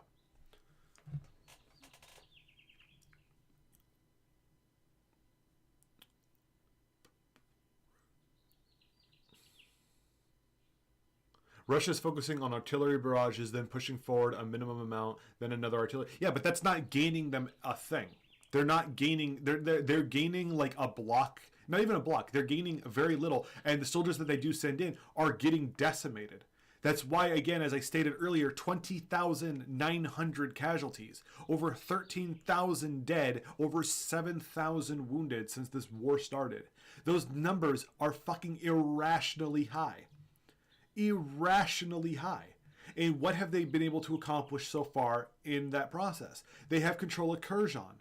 They had control of Mykolaiv. They lost control of Mykolaiv. Mykolaiv is controlled by the Ukrainians. They bombed Mykolaiv. The Ukrainians are still there. They tried to attack Kyiv. They lost in Kyiv. They got pushed out of Kyiv. They lost thousands of soldiers in Kyiv. Not to mention the fact that they're losing armor and heavy weapons at a 5 to 6 to 1 ratio. Let me go check to see what it is currently right now, because I fucking love this statistic. Yesterday, or was it yesterday? Yeah, it was yesterday. They had a forward base near Kharkiv that was bombed because for some reason it was just behind enemy. It was just behind the front lines. The Ukrainians bombed it. They killed 3 generals. They killed 3 fucking generals. That is insane. That is... No, they killed 2 generals and put one of them in critical condition. There were 50 officers in that base when it was bombed. This is an untenable fight for them. Now, by the way, when it comes to heavy weapons, documented cases, it's not undocumented, this is just documented. Russia has lost 3,146 vehicles since this started. And that's not just transport vehicles. That's 545 tanks that they've lost in this. That is an insane amount. Yes, I think it was yesterday or the day before yesterday. Ukraine now has more T-72 tanks in Ukraine than Russia does. Russia has an arsenal of 12,000 plus tanks, supposedly. And Ukraine has more T-72s. Russia cannot produce T-90s. They don't have the resources because of sanctions. They can't produce their new tanks anymore. Out of the 3,146 vehicles and heavy weapons that they have lost, 1,173 of them have been captured by the Ukrainians. Now, compare that to the Ukrainian losses. Let me see if I can find those numbers really quick. Scroll up, scroll up, scroll up, scroll up. Where is it? Where is it? Where is it? Am I just missing it? Where is it? That's Russia. Where is Ukraine? Where is Ukraine? I just keep missing it. Am I dumb? R-A... where is it? So I just do like this.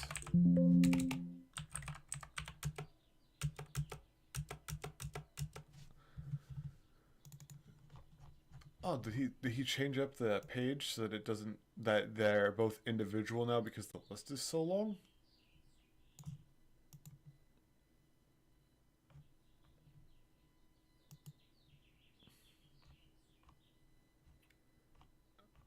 No, where is it?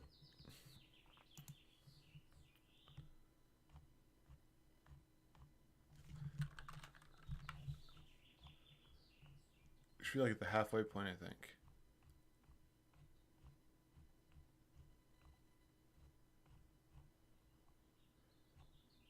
It's all not on the same page anymore. That's annoying.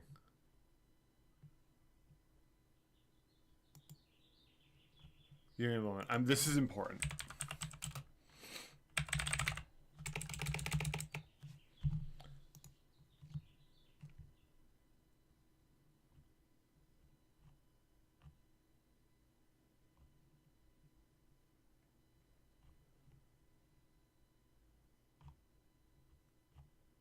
Where is it? Why are things not easy to find? I've been watching this guy's article like every day.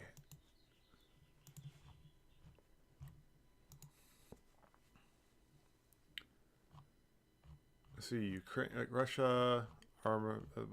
I keep looking at the same page because I feel like I'm just gonna miss it.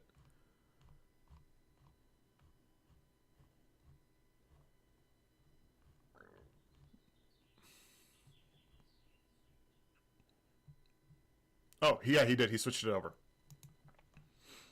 The Ukrainian losses. So he does have it on 2 pages now because the list is just too long for 1 page. The Ukrainian losses, 879. So documented. This is only documented, by the way. So this is confirmed losses.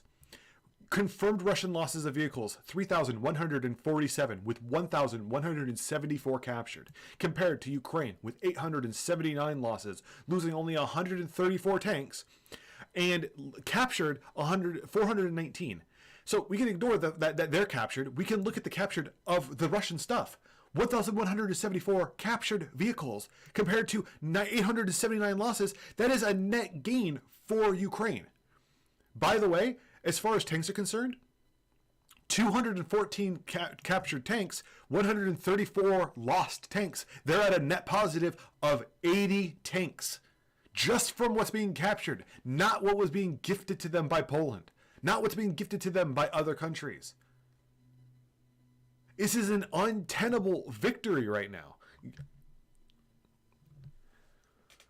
The maintenance of the Russian equipment and their vehicles has been asked for, which they found out is a horrible combination when they invaded in spring. In the what was it? The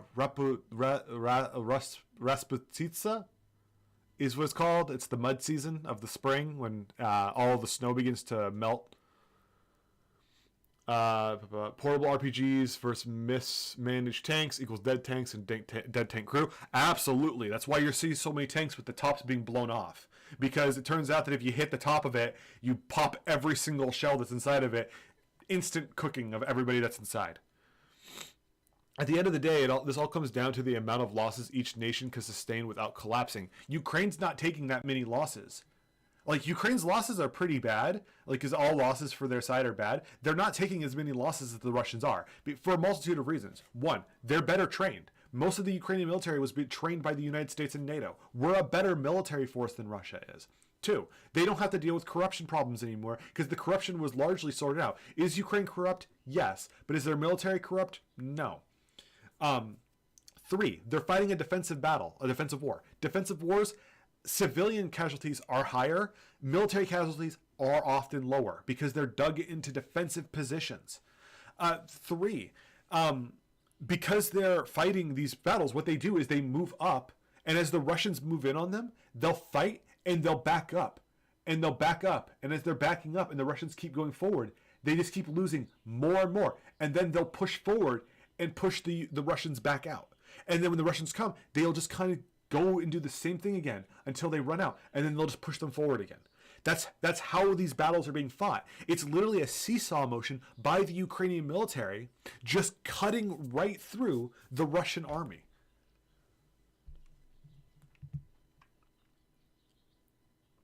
Russia had 21,000 tanks. The last I checked, they had 12,000 tanks.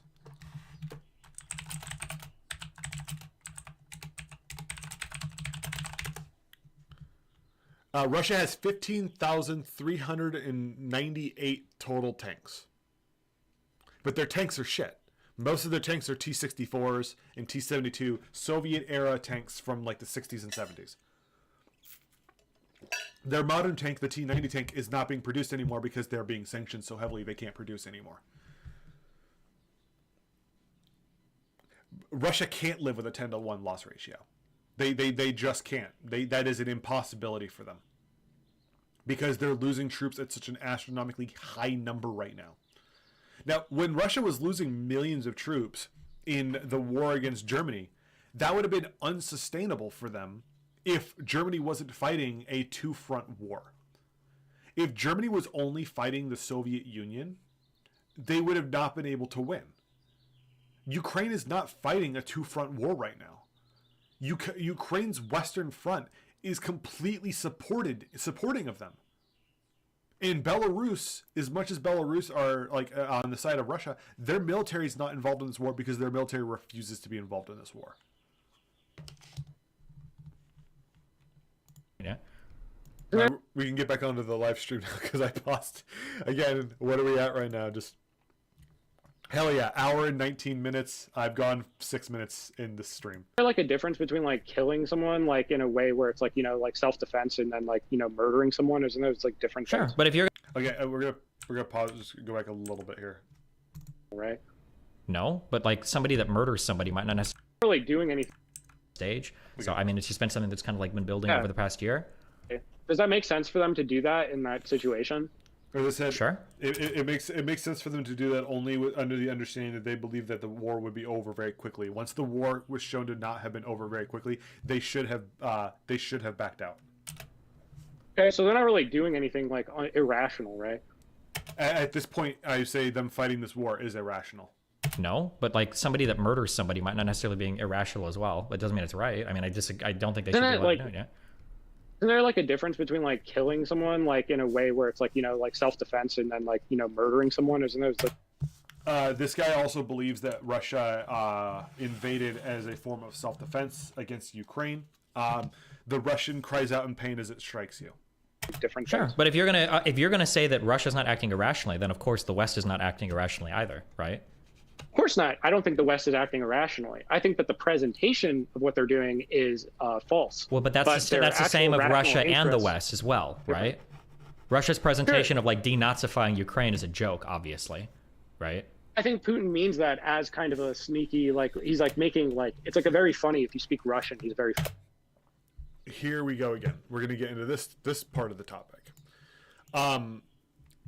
This I remember because this part is disgusting.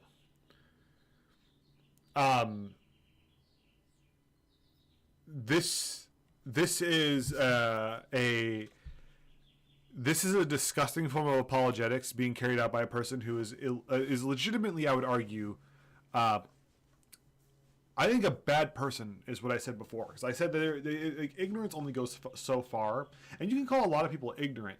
This point right here is not ignorance. This is malicious, and I want you to hear this part. I'm going to let him talk and let him say his thing. I'm not going to interrupt him. So we're going to start. God damn it. Funny. No, it's like jokes. It's just propaganda. Like making like it's like a very funny. If you speak Russian, he's very funny. No. I lied. I'm gonna have to pause because I want to clarify I want to translate this from fucking moron to English. This guy's saying that this whole denazification campaign that Russia's doing was a fucking funny haha joke. I'm not kidding. That's what he's saying. That Putin, this ultimate jokester, this ultimate gaffe master, this fucking clown, went on to national television on February 2014, February 24th, 2022, and said, "I'm going to tell a joke and then get thousands of people killed. Ha ha. It's really funny if you speak Russian." It's like jokes. It's just propaganda. Making fun of their propaganda. He's making fun of their propaganda. Okay. That's what he's doing. Okay. Ironizing the Ukrainian propaganda in a very clever way. Like he's making a joke. There is no form of pro-Nazi Ukrainian propaganda. So what propaganda is he mocking? If there's no Nazi propaganda in Ukraine, what is he cleverly making a joke about? Again, this guy makes these weird statements that are not based in any form of reality. It's insanity is what this is. Gotcha. Like, that's one thing that doesn't translate that well. But of course. I can tell you, as a Russian speaker, he's making fun of Ukrainian propaganda when he says stuff like that. So, like when he's like, "Oh, you want to like decommunize? Like we'll show you real decommunization." This guy now is saying that Ukraine's process of decommunization of their own country, basically essentially the removal of Soviet history from their country because Ukraine doesn't like the Soviet Union because of the Holodomor, is, oh, well, if you want to decommunize yourself, you guys are Nazis, we're going to denazify you. This guy's position, as an American, is that there's only two positions you can hold. You're a communist or you're a Nazi. There's no other path. You have to be one of those two things. And because most of the world is not communist, most of the world are Nazis. Which is why he argues continuously that the Western world is bad and that Russia is based and red-pilled. Decommunizing. They're not invading Russia to decommunize anything. But they said that. They said that. He said that. Okay, I'll explain to you the joke Putin made in his like speech in February. So, Again, I want to point out that this guy is claiming with a straight face, I'm assuming with a straight face, that Russia made a joke and then started killing people. And that's really clever and really funny if you speak Russian. I'm not putting words in his mouth. This is the position that he is taking. That he's arguing to Destiny. And you can tell Destiny doesn't buy it for a fucking second. Destiny looks like he wants to fucking kill himself. And I don't blame him. Lenin created the district known as the Ukraine as like an administrative district, right? It had never existed as an administrative state with like borders defined as the Ukraine ever until it did. In 1917, they declared independence. The Ukraine was an independent region. It just fell into a civil war. Till that moment. So and then this current hegemony in the Ukraine has been eliminating statues of Lenin under a policy they're calling decommunization. So Putin made the joke that if they want to really decommunize, that he will get rid of the borders that Lenin made, making it a Ukrainian like state, and taking it back into Russia. That's the joke.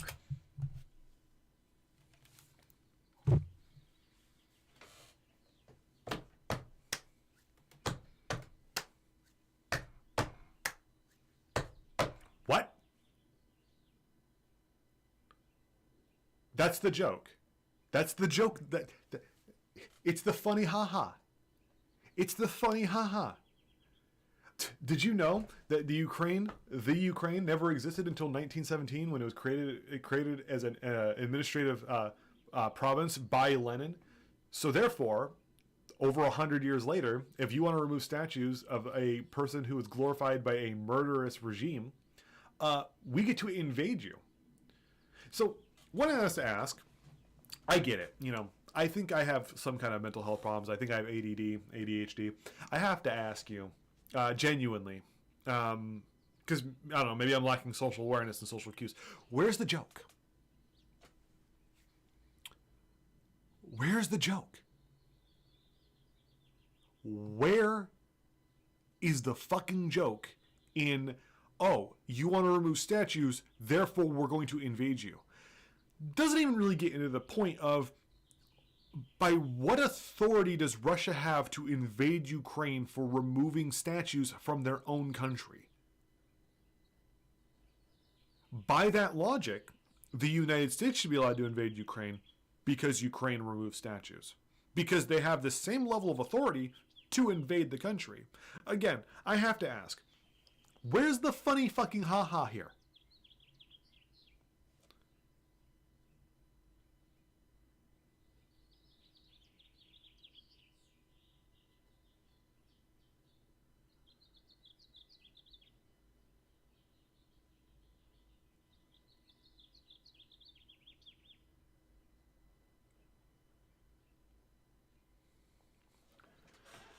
Communists and Nazis are just fascists fighting against each other for power. Nazis are worse, though. I don't agree. I had family who died in the Catan massacre, so I'm a little biased. Is there a pun somewhere? No, there's no pun there. I'm waiting for the part where Putin came out on stage and and honked his clown nose with his giant clown shoes.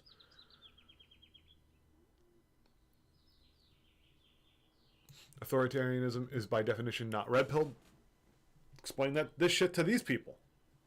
I'm not the one who fucking makes these claims. They do. I have to disagree with you, Lee. Communists are worst. Do it harder for people. Due to it being harder for people to realize how evil it is, so more people fall for the propaganda.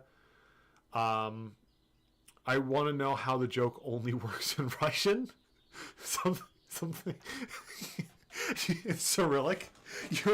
That's the thing. This joke is fucking hilarious if you understand Russian. If you understood Russian, you would be laughing your fucking ass off when you see hundreds upon hundreds of Ukrainian corpses being dug out of mass graves.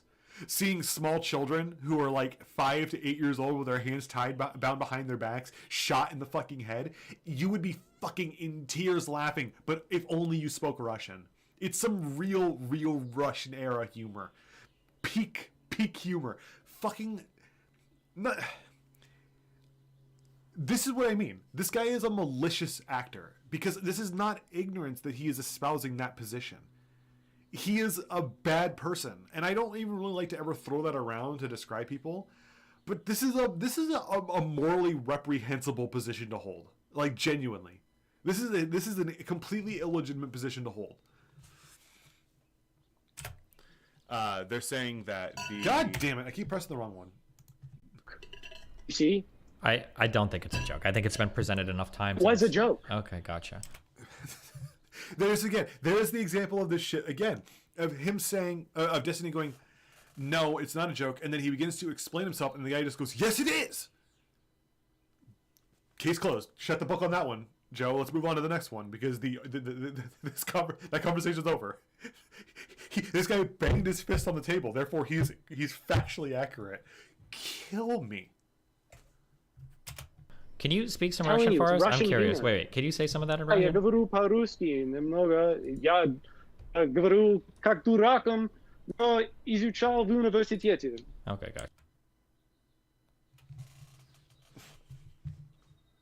こんにちは。私の名前はタラライです。大学で日本語を勉強しています。毎日私の日本語は上手になりたいです。どうぞよろしくお願いします。Just because I can speak Japanese a little bit, and my Japanese, 私の日本語は悪いと思います。Just because I think my Japanese is a little bit bad, doesn't mean anything. And I'll make this argument. I think that my pronunciation of Japanese, 私の日本語のスキルとロゴのルシャ語のスキルの中で私は一番スキルです。Between my Japanese and his Russian, my Japanese is better. I think it is, at least. That pronunciation was fucking terrible, and I don't even speak Russian. Gotcha, just making sure. A while, it's kind of rusty, but I did study it. Kind of rusty. あなたのルスが悪いと思います。臭いです。 In college for years, and I read a lot, and I have Russian friends. I have Russian friends too. They want to leave Russia because they realize Russia's fascist. They desperately want to get out of Russia. Okay. So, I mean, if we agree that the West and the East are both acting rationally, then I guess then we don't disagree on that. I just want to just go through here. Mid-Russian. I'm dying. Ruski. That accent is very, very, very bad, but that was correct. That's fine, sure. Like Although it seems like... That sounded super sus. There's one right there. I'm looking at the comments. The whole operation is a joke, bro. Russia's not being very rational because now they've empowered all of NATO to hate the fuck out of them, and more people are considering joining NATO and their military operation. On that. They absolutely had a choice. They just didn't have to invade Ukraine. They could have showed up their own stuff in their own country and focused. I'm gonna be honest with you. I'm gonna call you Temu because this is easier for me to see. I actually don't watch anime, but what I do is I read manga, and I've been reading from the very beginning the physical version of One Piece.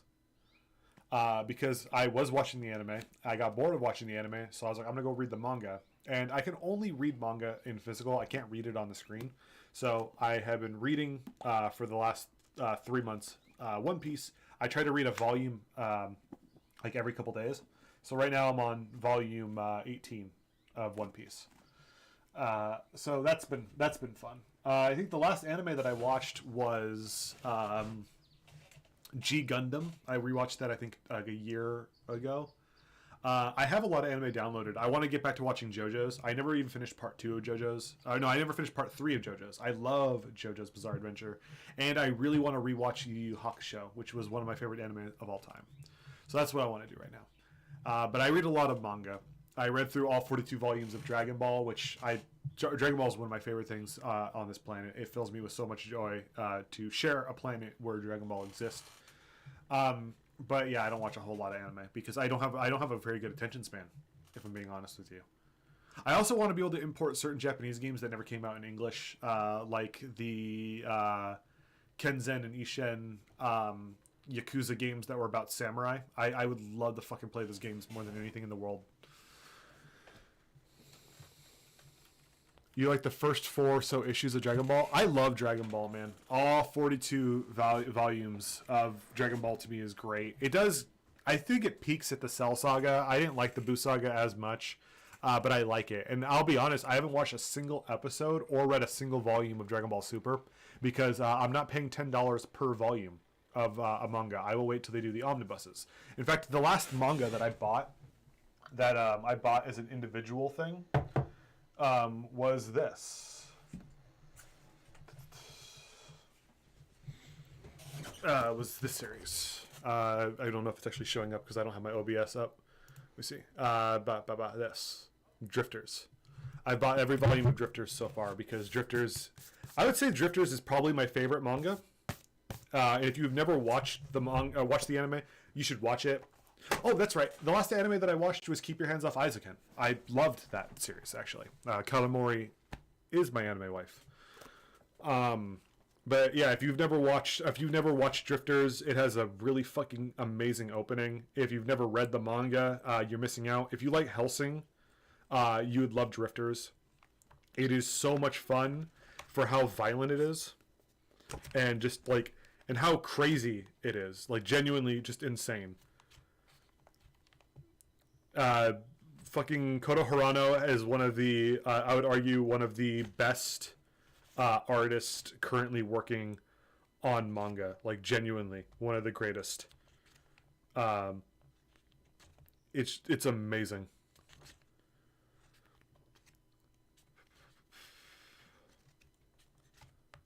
Oh yeah, I'm getting distracted. Anyway, yeah, go and read Drifters.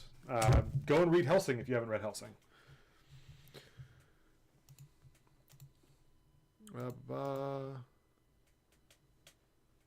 I actually haven't watched GT either because I didn't have cable, and I, as a kid, like, GT aired when I was too young to be able to afford stuff. I want to actually watch through GT. The only time I ever saw it showing up on anything was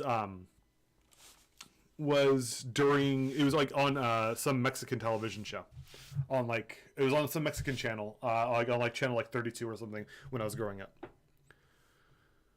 Saga of Tanya the Evil. I have, I think, 2. Let me see. Give me a moment, because now I'm getting distracted here, but it's fine. Let me just move this.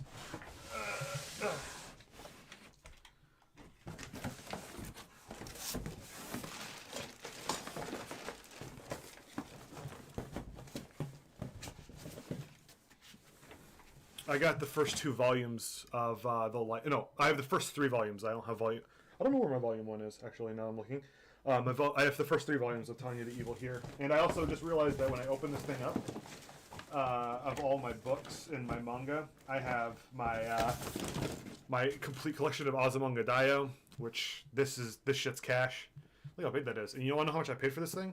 $12 for the entire thing. And I have the first 50 volumes of Detective Conan.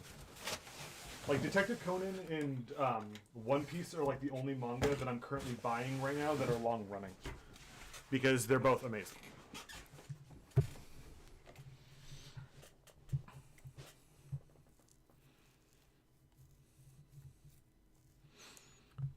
But before I get completely distracted, we're gonna keep going here. Actually, what I'm gonna do here is I'm going to be back in a few moments. I'm gonna go take care of something really quick. So we're just gonna be, how should I do this? Give me a moment.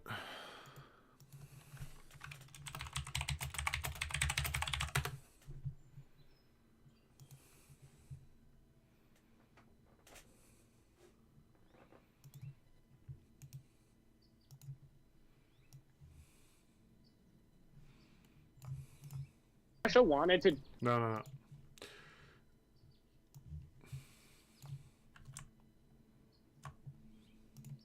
Yeah, all right. I'll be back in just a few minutes.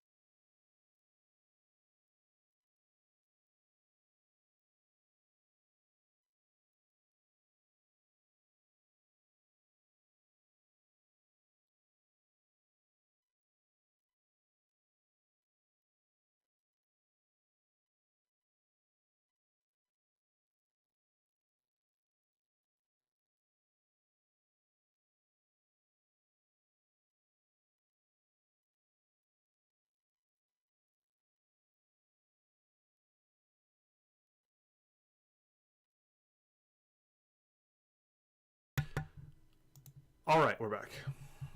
Thank you for being patient. We can hop back into the live stream. As it was. All right. Let's go.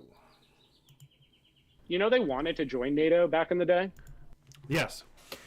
Russia, this is what he's talking about Russia. Russia wanted to join NATO back in the day. The problem was that when Russia wanted to join NATO, Russia wanted to be just allowed into NATO without following any of the protocols that would require them to join NATO.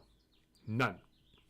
They wanted no processes to be held. They didn't want to be investigated. They didn't want to see if they were compatible with NATO. They instead had turned it into this thing where they were just going to skip all the lines to get into NATO and just would be allowed in. And they feel like any other way of looking at this would have been an insult. Yeah, kind of. It had been floated a bit in the early 90s and even under... why weren't they allowed? Why weren't they invited in? Because they wanted to be able to skip the line and just go straight into NATO. They wanted to be able to avoid all of the procedures that it takes to get into NATO. Those same procedures, by the way, that have denied Ukraine access to NATO. Well, they were allowed, but I believe Putin said he didn't want to take the normal process. He wanted to skip the line, basically. I think he said he was insulted that they'd have to go through the normal steps to do it, so they didn't pursue it. I mean, because he considered it basically as like, because Russia's like this huge power, right? They're It's not sort a of huge like, power. Russia is not a huge power. They are a regional power at best. By the way, it's not. They think they are, but they're not anymore. It's not the cult. Who cares about historically? We're not. He thought this again. He did this before when it came to the Italians. Historically, there it doesn't matter. That doesn't matter. That by this argument of Russia historically was a major power, that means historically the UK is the strongest power on the world because historically the British Empire was the largest empire ever created in human history. Not talking about history anymore. We're talking about the now. We're not joining NATO historically. No. We're living in history. Again, as a history guy, 2 degrees in it. I hate that position.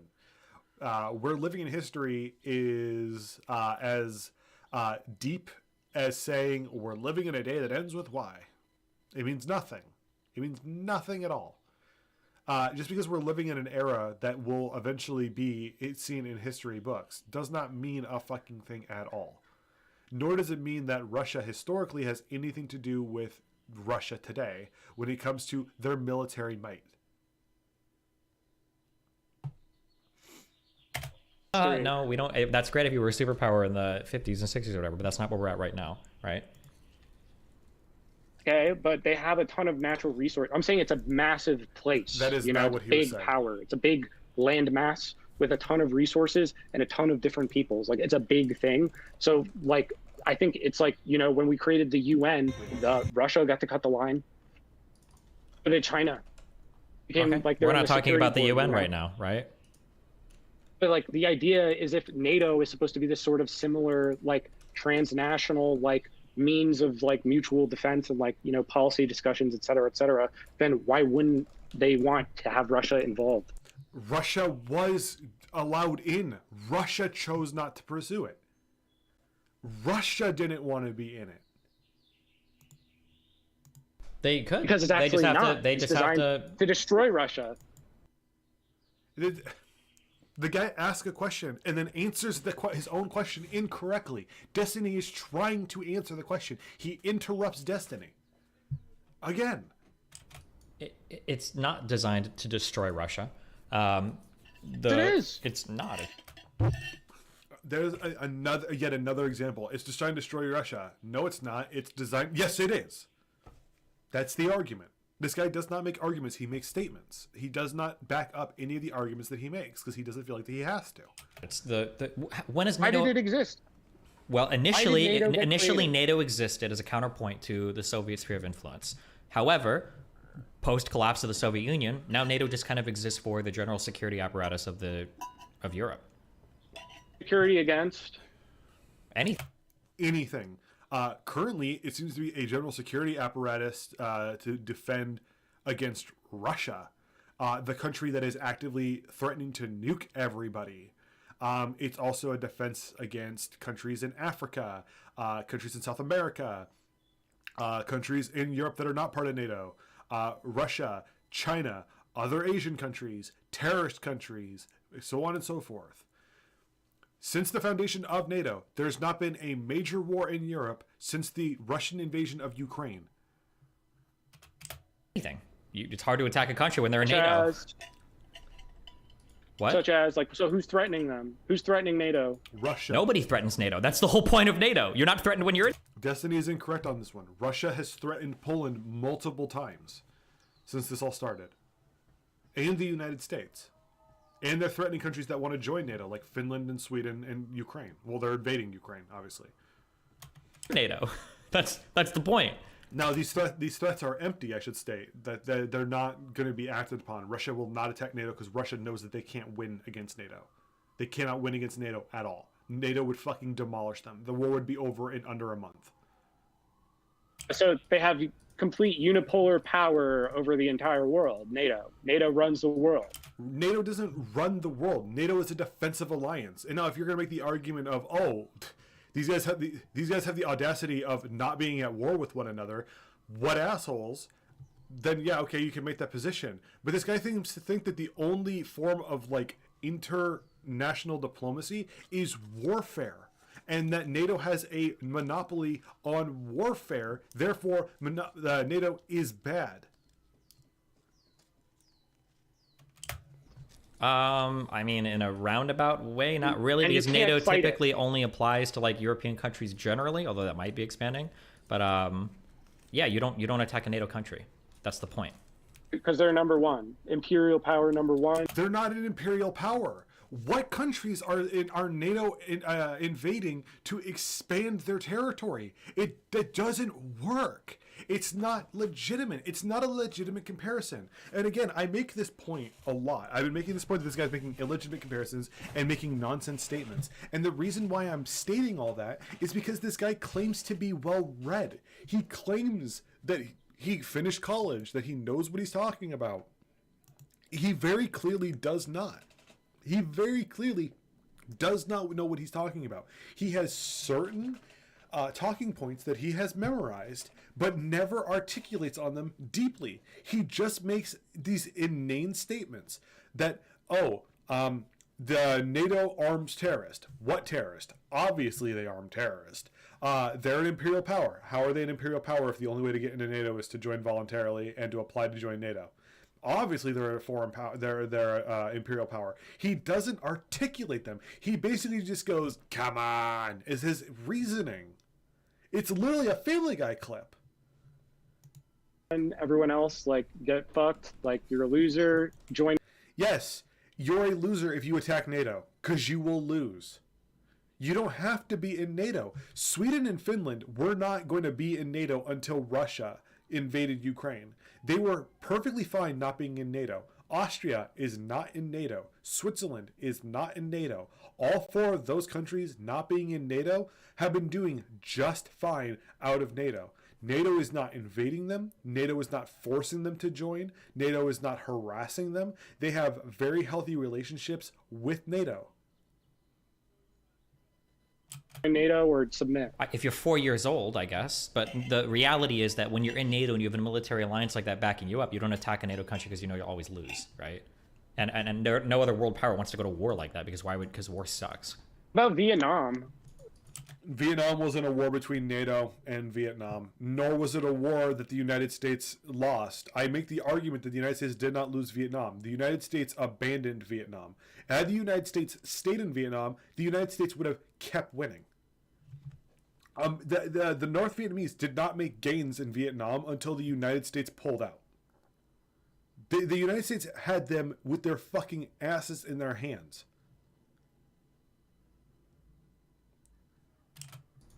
Like Afghanistan, didn't NATO fight Afghanistan? Like, aren't there No. NATO troops like in Afghanistan? What There were countries that were in NATO that were in there, but it wasn't a NATO operation. happened there? Is Afghanistan in NATO? Afghanistan, the same way. It was not a NATO operation. I might have missed it. I'm sorry. I Oh, don't no. follow it. So Oh. what do you ask? Certain NATO countries were in Afghanistan, but it's not a NATO operation. What are you saying? I'm asking, like, what haven't these like forces been defeated? Like What's the last war we won? Iraq. The Iraq War? I don't know. What do you mean? We won? We deposed their military leader in 2 fucking weeks. We established a new government in like 10 years. We gave them democracy. They hate the United States, but they have democracy. We stuck around and helped them fight ISIS despite the fact that they hate us. We helped them defeat ISIS. We pulled out of their country. Their country is relatively stable. Yes, that was a victory. We win in Iraq? I don't know. I don't feel like we won. You don't feel like we won because you're a fucking moron. We invaded and we deposed the leader, yeah? I mean, what do you mean? Okay. Guess that's a W for you? I don't know. What do you classify as a fucking W if not the exact mission going as planned? What is a W at that point? Our military operation was to remove Saddam Hussein from power and establish a new government. We removed Saddam Hussein from power and established a new government. What more could be done to make that a W? You're asking different questions. Do you want to just talk about like missions? Because in terms of missions, I mean, like theoretically, like even Libya was considered a win. Libya was considered a win. I'm not necessarily in favor of what happened in Libya, but it was considered a win. We came, we saw, he died, which I hate those words. I hate that statement. Gaddafi was removed from power because Gaddafi was a bad guy. He was testing chemical weapons against his own fucking people, which is why he was desperately trying to give up his chemical weapons when it was too little, too late, and the UN had adopted a resolution to remove him from power. The UN. Nearly every country voted in favor of removing Gaddafi from power. Even Russia and China did. Mission was accomplished. I mean, if you want to ask a broader question about like for the And overall... we saw he died. I know. Okay, so if you want to ask a broader question, that's fine, but you can't ask us like, well, did we win a war? Like, yeah, we did. I mean, we won in 2 weeks in Iraq, but it depends on what you're asking. I don't know what you're at. Well, I know what you're at. You're jumping from topic to topic, obviously, right? But yeah, fuck. You're running around in so many different topics. Do you think? I think this is like a force for good in the world? Like NATO? Yeah, I would. Yes, if you do not think that NATO is a force for good in the world, you are fucking delusional. There has not been a European war since like World War II, or since, I guess it was the Falkland Wars, or the Falkland Island, like the fight for the Falkland Islands. But like there hasn't been a major European war really since the foundation of NATO, up until this conflict right now. Say so, yeah, for sure, generally. Really? Why? Because I think that you're just saying, like, they depose these leaders, they've created chaos. Like, what chaos? Oh, okay, I'll say this: the aftermath of Libya did create chaos. I will give him that. But that's also not necessarily our fault that happened. That was the fault of basically the entire world for saying, okay, not our problem anymore. I don't think Libya, generally they only create chaos. I think I generally support at least most of the NATO missions that I've read about. So I think I generally depleted support uranium in like Kosovo. Kosovo loves the United States. They love the United States. Oh, here, one of these quotes got held for review. Let's see. In hindsight, the removal of Gaddafi might have been a mistake due to no destabilized region. I would assume that's how. Due to how destabilized the region became and how much evil shit happened after. But it's hard to have the benefit of hindsight before doing something. I agree. But I just lost my fucking thought. What was I saying? Here, what was this? I think I generally support. It was the depleted uranium in Kosovo. Kosovo has statues of the Clintons in their country. They celebrate the 4th of July there. Kosovo loves the United States. It's like a 90% approval rating of the United States. More people in Kosovo like the United States in a percentage per capita than people in the United States like the United States. At least most of the NATO missions that I've read about. So I think I generally depleted support uranium in like Kosovo, things like that. Do you think the intervention in Kosovo was a bad idea? I told you, I'm like a real American. I'm opposed to like all European. That's not a real American. That's like a brain-dead populist that thinks that like we shouldn't do anything. That's what the founding fathers wanted. Okay, Kosovo, I think, is like one of the literally like most pro-American countries in the entire fucking world. Like, they are. It's also really insulting that this person goes, "Oh, the founding fathers didn't want us to have any form of intervention." This guy's argument is the founding fathers wanted us to be isolationists, to have no relationship with anyone in Europe, which is just factually inaccurate. It's absolutely untrue. Again, this guy makes a claim. He doesn't make he makes a statement. He does not make arguments. Oh, I think they were happy that we intervened, but I mean, okay. Again, the people in Kosovo were very happy to have the United States there and help them. His counteraction. This guy's argument is America is not a force for good. People in Kosovo think that we were a force for good. We helped them. They like us. So, how do you argue against that position? It's literally just a chaotic, evil position. I don't know. I personally just don't think that we should be involved in governing like the world. We don't govern the world. We help maintain balance in the world along with other countries in the world. I think that we should. That's great. That's fine. Do but a like, better job of. I think that if you were like an Albanian being ethnically cleansed in Kosovo, I think you were probably pretty happy that NATO intervened there. But I mean, I don't know if that's necessarily true. Well, you know, he's absolutely right. Albanians are probably really happy. Probably were very happy to be ethnically cleansed. This guy, I said earlier, this guy does not live on the same plane of existence as the rest of us do. Like he's so attached to this argument of America bad that he is literally willing to make the argument of Russia's invasion is a joke. It's a ha-ha funny. And Albanians were happy to be ethnically genocided because they hate the United States so much. Like, this is how detached from the world and reality that this person is. The 90% approval rate that they have today of the United States, which is like higher than fucking almost any other country in the world, seems to disagree with you. But maybe you just don't care about those people because you're. I mean, I guess if you were like a landlord in like Nicaragua, and like you get the right-wing death squads are funded by America. I guess you really like America too. This guy just equated 90% of people who live in Kosovo to wealthy landlords who support right-wing death squads, Nazis essentially, fascist. So 90% of Kosovo are fascist for liking the United States. And I also want to make it very clear that this guy makes the argument that he does not think that America is bad. He thinks that America is a force for bad, but America is not bad. He makes that argument because even most tankies, most unintelligent, uneducated, uninterested in being educated, delusional, disinterested pieces of shit, communist fucks, will not take the position of America bad, but they'll say everything other than saying America bad.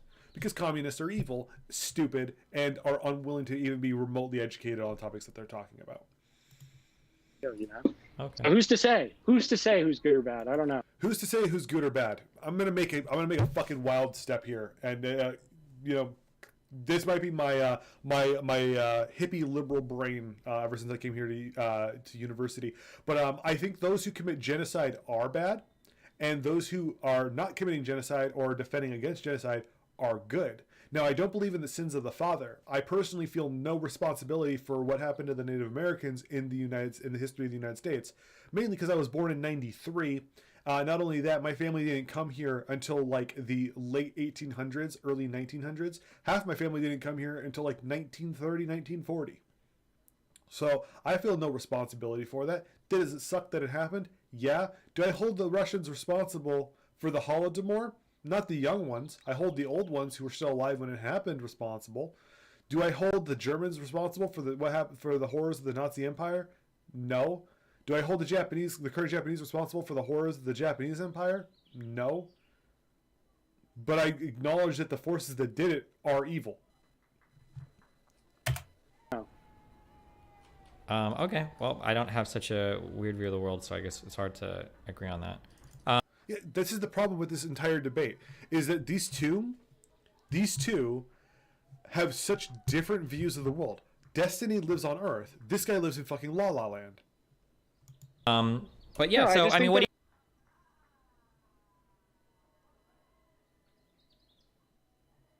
do you you think? America's not I a mean, force for good in the world. okay, hold on. This I is think so. it's a This is kind of force what I'm for talking about, right? bad. This is like this conversation, the schizophrenic conversation of like bouncing around to random topics, not really saying anything of note, not usually like anything insightful, nothing of value. Like we've just like jumped from like, do you understand that this conversation has like gone over like 50 different topics, and we haven't like really talked about anything. We haven't said anything of value, either of us. I'm more just trying to like figure out like what your like general vision is, because what I all No, I'm you don't care about my understanding- general vision is. You don't have I any do. idea of what my general vision is. You have like a think I huge do. grand narrative that You you're think trying to fit every you part of the support- world into, and then you're interested, I guess, when part of my support view, like the hegemony. You support the prevailing hegemony. You think it's better than anything else that exists in the world. I think that And, you're NATO as willing an to organization overlook that a countries lot. voluntarily join is superior to another country that invades countries, takes them over, and tries to steal their territory. I would say that, yeah. I think that is the rational position to hold, and to hold that any other position other than that is highly irrational, to the point of sheer delusion. Generally.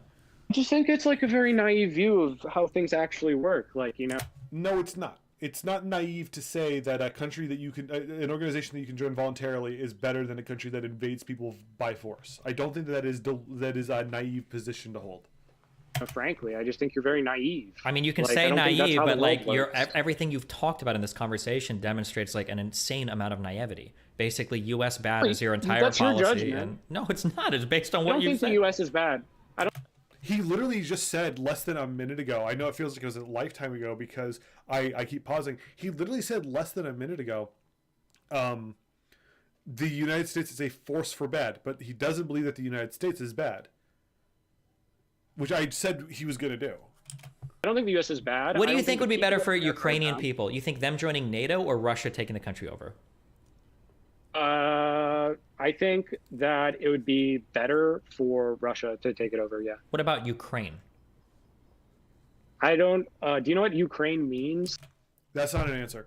That's not an answer. He asked him, what do you think would be better for the Ukrainian people, for them to join NATO or for Russia to take it over? I think it would be better for Russia to take it over. But what about for Ukraine? What would be better for Ukraine?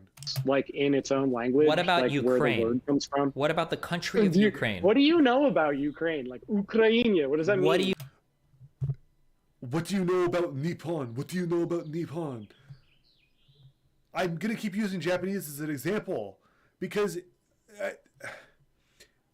you don't need to be a fucking historical expert on a country to be able to understand basic facts. If somebody was to come to me and say that the Japanese Empire was horrifically evil during World War II, I wouldn't sit there and go, excuse me? How literate are you? How much literature have you read on the topic? How much do you even know about Nihon? Come on now. I am the expert. I took Japanese classes in community college and university. Thank you very much. What do you think What does it about the mean? country of Ukraine? Very good. Very, very good that Destiny is not engaging with that question, that deflection. Here's what I know about Ukraine. In It is a 1991, creation they declared themselves Western independent from the policy. Soviet Union, and their borders were recognized by the rest of the world, Russia included. That's what I know about Ukraine, including Crimea, by the way, which was illegally annexed by Russia in 2014. That's what I know about Ukraine. So the country of Ukraine, Legally, the country Legally, according to the entire fucking world, other than Russia. of Ukraine. So who would be better for Ukraine? Them joining NATO or Russia going in and doing what they want with the country? Russia. Why? Because they have the like same like sphere of influence, and like, you know, they have like similar like world. They speak like basically the same fucking language. The United States should be allowed to invade Canada and the UK because they speak English and because it's essentially the same language. That's all it really takes.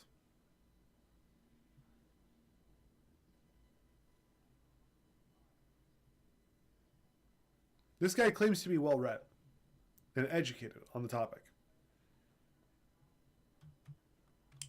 Their histories are mutually tied together. The histories are mutually tied together because they were enslaved by the Russians. So once a slave, always a slave. Get back on those fields, Ukrainians. You're going to be working the cotton. They're like inseparable throughout. They're inseparable because they were enslaved. Literally none of these things are a good argument. Do you want to go through them one at a time? They are. They are not good arguments. Destiny is willing to go through them one at a time. This guy will not engage in that point. There are good arguments. Okay, languages being similar is not a reason for one country to invade you. That's not a good reason for them to invade you and take your shit. Number one. The second thing that you mentioned... It's not an invasion. It's a funny haha joke. Remember.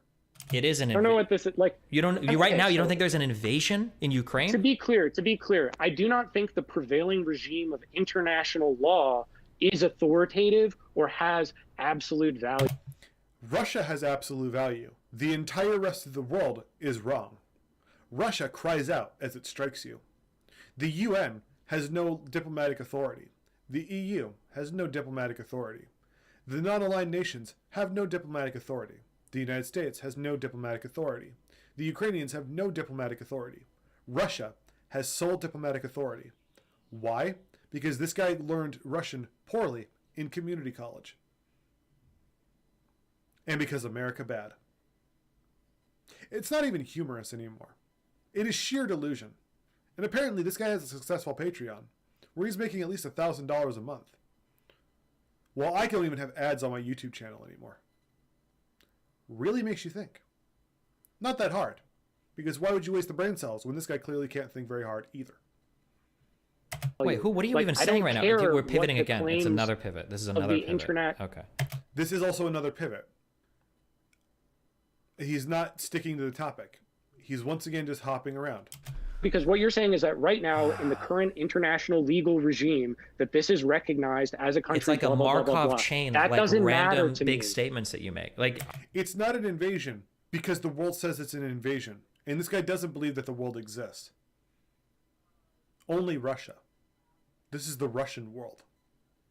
Which, coincidentally, is the argument that Russia makes to invade its neighbors, to expand the Russian world.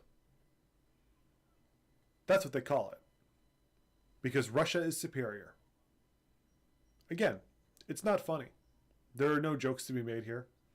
This guy literally is denying that a genocide's happening. Because he's denying that an invasion's happening. There's no funny haha to be had. It's not funny haha like the invasion is.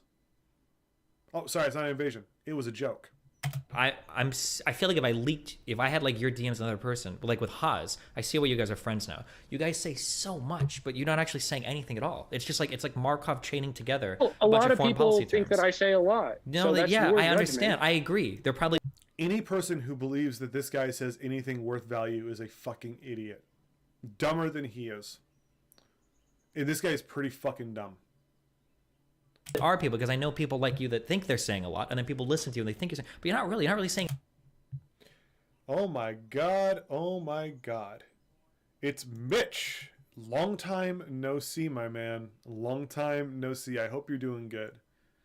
One of my eldest companions in this Elden Ring universe of ours, all dating back to what, 2012, 2013, 2014.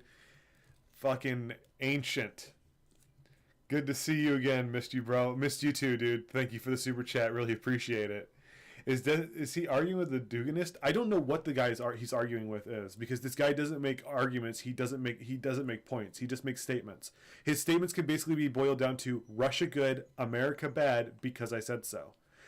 When Destiny presses him for specifics, he just goes obviously, or yeah, or come on. Like, he doesn't make points. We are on hour and 47 minutes into this. This live stream I've been doing has been going on for 2 hours now. Just 2 hours now. I've gone a total of like 20 minutes so far. Like, it's that bad. This guy doesn't make any legitimate points at all. It's terrible.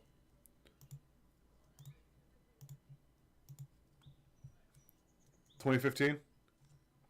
I think I have a bad take. I don't think the guy is stupid. I think he is average. This is the average level of our race. It sounds like he isn't. If he isn't a Duganist, he's been sucked into that worldview. He's a useful idiot. He might be a Duganist. It's hard for me to be able to find what his points are because he doesn't articulate his arguments at all. He just hops between them all. And I don't think that this guy is the average. I think this guy is far below the average. This guy is a a sub-8 male, as Carl would say. He is a genuine piece of garbage. Anything at all of value. There's nothing you're saying. I know people. Yeah, Destiny is right. Nothing of value has been said by this guy so far since we started the stream. Nothing. For 20 minutes, this I've been showing this stream off, and he hasn't said anything of value. Like you, who think that when they can't understand something or see where something is going, that they determine. I that understand there's nothing there. everything you're saying. If you think I don't understand something, I don't think you do. Okay, Please tell me that Destiny just steelmans him here. Please tell me he just steelmans him. Let's go. Just gave me some strange statement about how you don't value the judgment of international communities in relation to military interventions in other countries. Now, I understand why you might say that, because a lot of those international communities are headed by people like the United States or people like the UN who are going to be biased towards Western values. Exactly. Yes, exactly. I know what you're saying because it's copy-pasted, thoughtless dialogue from other leftist conversations. But the reality is hold on, wait, let me finish. The reality is that that Markov chain of ideas has nothing to do with the question that I asked you about whether or not Russia was invading Ukraine. You pivoted to another Markov chain talking point that you have. The definition of invasion is determined juridically by these. You don't think that courts. we can have some third-party definition of, is that country invading the other country? No, there's no such thing as a fucking third party. Okay, what's a third party? Sure. Okay, gotcha. Let me boil this down then into other words, because I played video games.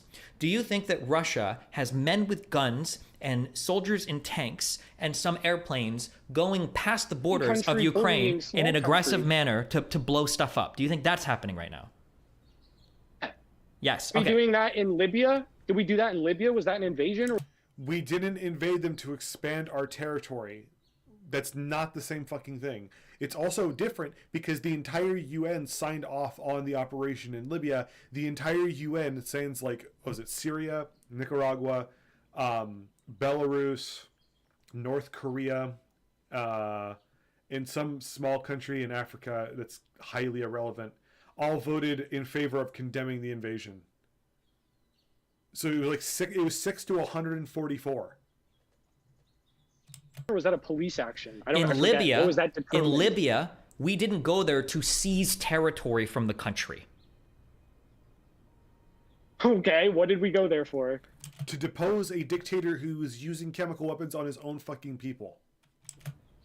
To get rid of Gaddafi and to stop the ethnic genociding that was going on there. It was a very limited scope of mission. Okay. It was so limited and it was so obvious that Gaddafi was so fucked up that I don't even think Russia or China voted against this military action. That's how fucked that place was. Was the aftermath of Libya good? No, I agree. But you want to compare Libya, where we went in with a specific mission goal, you want to compare that intervention to Russia's invasion of Ukraine, where they're trying to steal territory? Do you believe... I'm going to ask you just sincerely. Do you literally believe you're pivoting again? You're pivoting again. Yeah. No. I'm asking. You're trying to pivot to another topic. It's so obviously not comparable. It's not. I'm not pivoting. Oh my God. Can I just say what I'm going to say? Yeah, go ahead. You think we really went into Libya to stop a genocide? That's the reason why we went. Yeah, there was literally a UN mandate related to like chemical weapons and shit. People were being like tortured and gassed in that country. Yes. Andy? You think that's why we really went? Is because of a moral concern?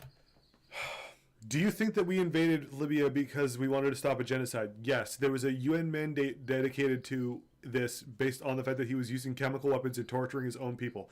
Do you really think that? He literally said yes and then explained why he believes so. Something that this guy, by the way, has not done this entire live stream. This guy's way, when Destiny asked him this question, this guy's arguments is just, yeah. Why? Of course it is, though. From the UN. That's why that happened.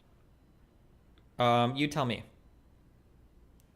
No, I'm just asking you, do you think that's how world historical decisions are made? It's like you have the UN doing just these objective reports on like human rights or whatever, and they go, hey, this world historical crime against humanity is happening. We need to assemble like the Avengers and go in and stop it. That's why that happened? No. My broader understanding is that there is a general understanding of how the security situation ought to be set up in Europe is a general understanding, okay? And with that general understanding, when people who are either in Europe or very close to Europe are doing really fucking weird things, like using chemical weapons on their people, these are types of things that nobody likes. So if we see shit like that... We ever use chemical weapons on our own people? No. Past the year 1990? There you go. You can go past the year 1990. No. I don't know. Have we? Yeah. No, we haven't. He's going to bring up tear gas. When? Multiple times. I mean... There you go. When have we? We have. When? Of course we have. Multiple times.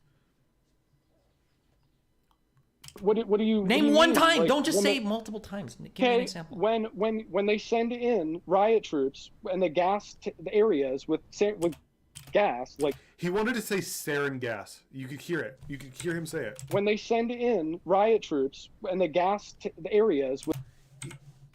When they send in riot troops and they gas the areas with he wants with gas, sorry. They send in riot troops and they gas the areas with gas.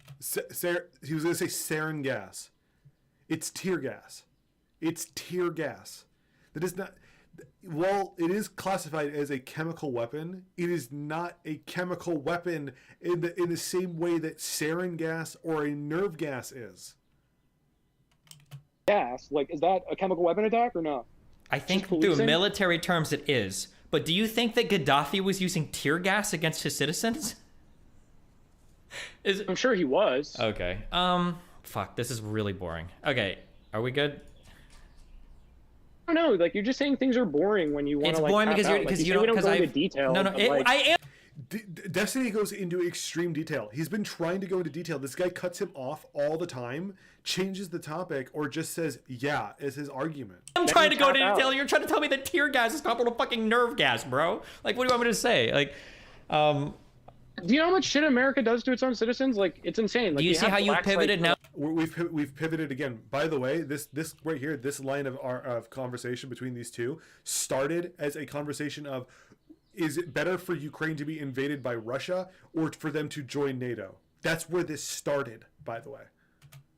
Now to another topic. Now we've gotten away from the Russian invasion into Ukraine. You try to compare it to Libya. Now you want to talk about tear gas in the United States. Do you see? Pivot. Do you see how you keep? Because you don't actually know about any of these things. You just have like these Markov chains of like leftist propaganda that you've memorized about all these places, and you like to recite them. Dude. I'm not projecting because I'm willing to go in on any of these things. You're the one you're changing the topic, not me. I am.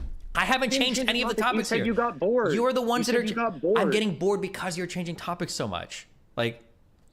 Okay, so we're just going to talk about this specific thing, right? We're talking about the UN. We're talking about third parties. We were talking about Russia's invasion into Ukraine. That's what we were talking about. I am saying that Russia's invasion into Ukraine is, in my understanding, not like an invasion in the sense of like conquering territory. It literally is there to conquer territory. It's been trying to conquer the Donbass and Luhansk region. They literally This debate happened 4 days ago, by the way. I just want to point that out. I want to make sure I'm correct on that. It's the 24th today? 18th, so 6 days ago. It was prior to 6 days ago that the war goals of the Russian invasion into Ukraine were changed from the removal of the Nazis in the government to the conquering of the Donbass, Luhansk regions, securing the Crimean region, and creating a land border between Russia and those regions, and Transnistria in Moldova, so that once this war in Ukraine is over, they can invade Moldova afterwards. They literally said that that's what their war goals is. This guy is denying that the Russian government is accurate in its own reporting. Now again, this is the same guy who said that the invasion was a joke. Said it's a funny fucking haha joke that you only can find funny if you spoke Russian. This guy does not live on Earth. For spoils. What do you think Crimea was? Crimea is where a lot of ethnic Russians... No, I have it only installed on Chrome. I don't use Chrome anymore. I've been using Microsoft Edge. Speakers and I just haven't gotten it on Edge. I'm going to just back up real quick. Literally is there to conquer territory for spoils. What do you think Crimea was? Crimea is where a lot of ethnic Russian speakers who were not Crimean Tartars lived in Crimea, and Russian speakers lived there, and so did Ukrainian speakers live there. Though this goes back to the argument that he made earlier. They speak a similar language. Therefore, Russia is justified in invading them. Ban of the Ukrainian regime that NATO and like the CIA, amongst other people, helped establish. Every government that gets overthrown because the government is horribly corrupt, Ukraine being the most corrupt government at the time in all of Europe, it's because the CIA are bad. We should allow corrupt governments to exist as long as they're pro-Russia and anti-United States. Fucking blow my brains out, bro. I don't want to live on this planet no more. In the late, like, do you Obama think era. that? Like, do you think me? that? Hold on. Do you think that a group of people not being a fan of a government gives another country the right to step in and invade and annex that territory? Isn't that what we do? When do we do that? When have we done that? When? In Libya? We did not annex Libya. We annexed Libya? Holy shit! I got a U.S. passport. Can I go fucking fly there right now? What are you talking about? You don't understand what you're talking about. We deposed them. No, okay? we did not we did not threaten their territorial sovereignty such that we are annexing parts of Libya. That didn't happen. Did any parts of Libya declare themselves as an independent republic? Sure, they might have. And you know what? Stuff related to Bosnia and shit happened afterwards with the collapse of Yugoslavia. But that's not what I'm talking about. We had a UN mandate to go to Libya. It's different than one country invading another country to seize territory. Why would you compare the annexation of Crimea to NATO intervention in Libya? It's not the same thing. We didn't go in to steal. The UN said so? I think if there's a collection of countries that are okay with things, I think that it gives you a slightly stronger mandate than one country acting unilaterally. I think that is a rational position to hold. Genuinely rational position to hold. Honestly. Portugal and Spain have similar languages, but they don't want to invade each other, nor would they be justified in invading each other.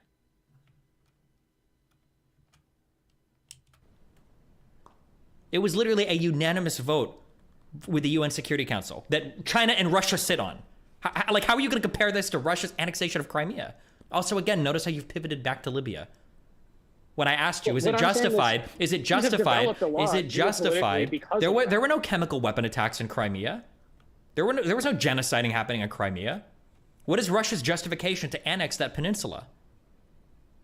That it's historically been a part of Russia. It was given... Crimea, I mentioned this earlier because I said that it was going to come up. I knew it was going to come up.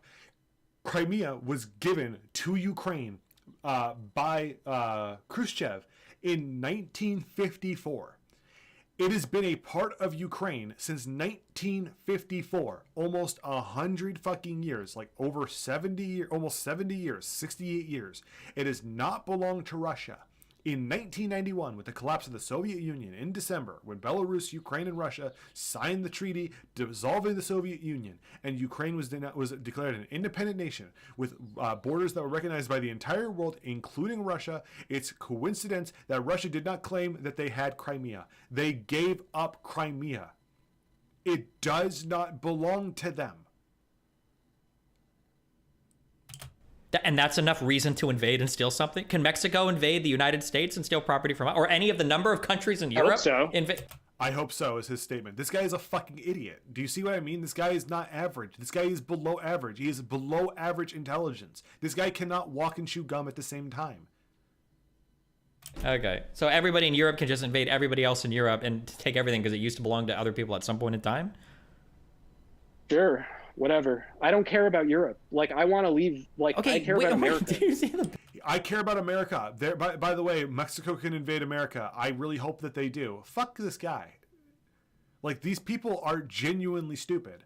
This stupid anti-American, anti-NATO bent that so many fucking online commentators have, especially going into this invasion. Like, again, Noam Chomsky, who can't die soon enough, went on his, the Ukrainian conflict is really the United States' fault. The United States forced Russia to invade. I will state now what I stated earlier. If you support Russia in any sense of the word in this invasion, if you give their words credence, you say that they're justified, well, they had to do it, there was no other option, NATO was on their doorstep. If you make any of these arguments, you are in favor of fascism.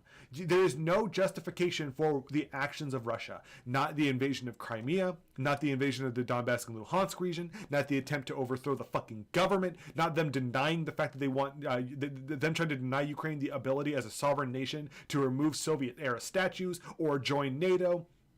None of these things are justifications. Every justification that Russia has put forth to try to justify their actions in Ukraine, to try to cover up the genocide that they're actively committing, is disgusting and also really fucking pathetic. There is no justification for any of these fucking actions at all. At all. And I don't care if you're fucking Noam Chomsky. I don't care if you're fucking this guy. You're an idiot either way holding these positions. There's no ifs, ands, or buts. There's no gray ground. There's no gray area. There's no middle ground. There is no fence for you to fucking sit on this topic. It's either you're in favor of Ukraine defending itself or you're in favor of a fascist country expanding its military. Now, you don't have to be in favor of putting boots on the ground. You don't even have to be in favor of supplying them with the fucking weapons to defend themselves. But you cannot take the position that, oh, it's fine that Russia's doing this. I can kind of see why they're doing it. They're kind of justified. There's no position there at all. There's no kind of support fascism. Pivot? Holy shit. I don't care No, about it's Europe not really now. a pivot at all. No. I'm saying that my goal is to get all American military bases off of the face. This guy's argument, by the way, can be summed up in during World War II, the Nazis should have been allowed to run roughshod across Europe. The Nazis are fine people. They're fine. Just we should not stop them. The Japanese should have been allowed to run roughshod across Asia. The Soviet Union should be allowed to run roughshod across Eastern Europe because that won't cause you problems in the future. Putting down horrific, animalistic, evil empires does not better all of humanity. It actually makes America worse. We should have allowed these regimes, the fascist Italians in Africa, the Germans in Africa and in Europe, the fucking Soviets in Eastern Europe and Asia, the Japanese in Asia, they should have been allowed to just do their own thing and just fucking murder millions, if not billions of fucking people.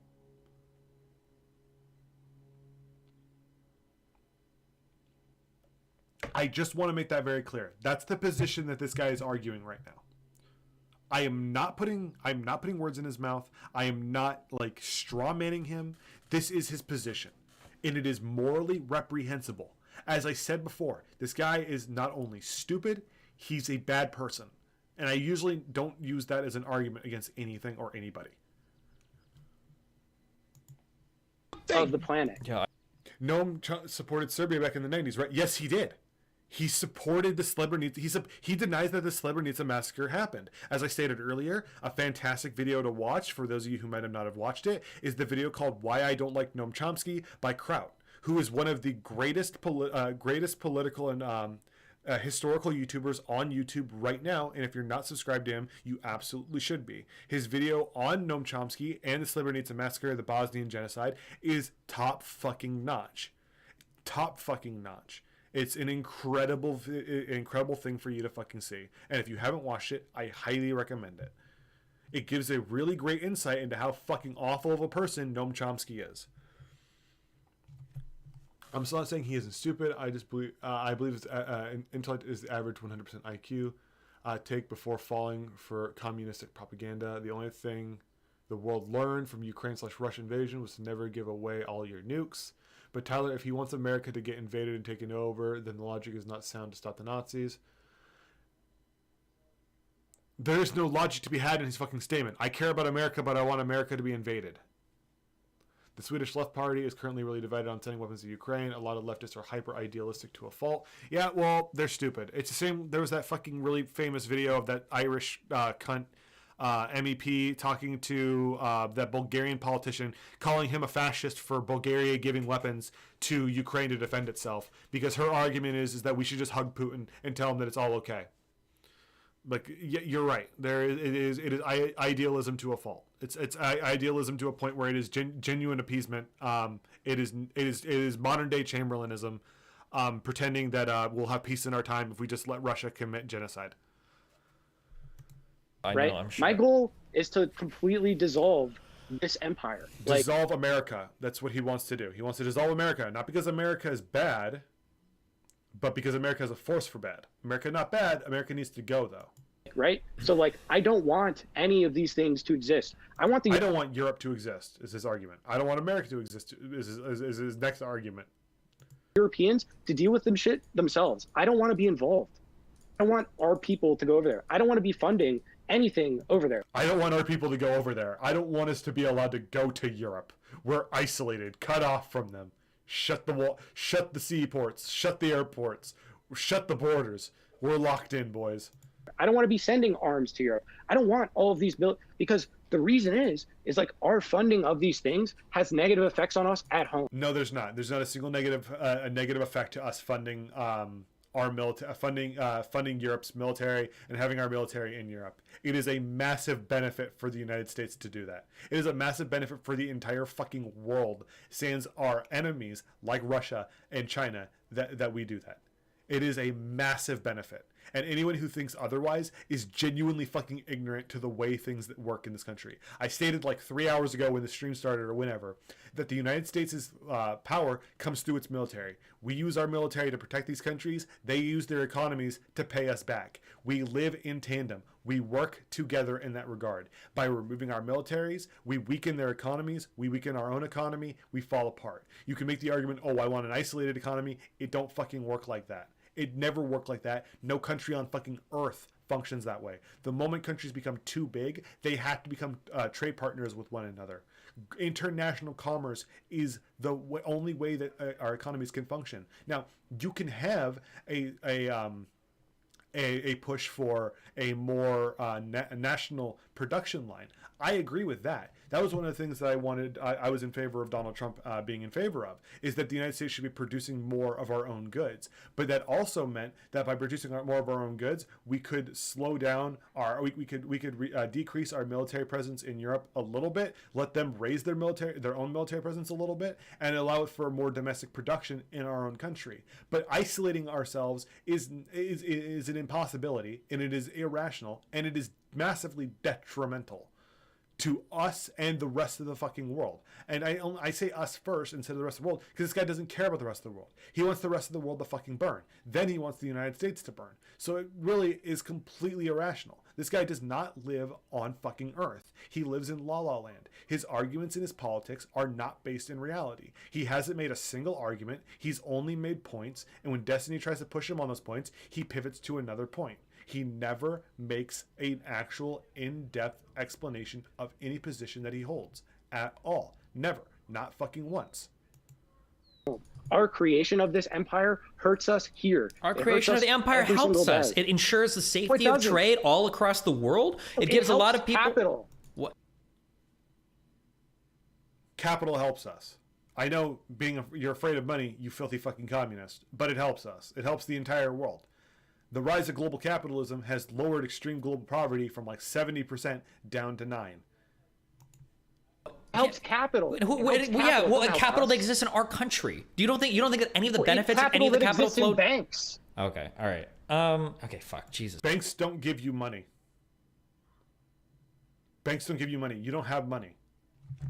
I don't have money. I don't have money, which I need to put in a fucking bank or something. I don't have money.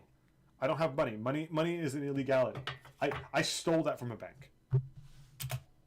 Holy shit! It's like I see the Markov chains.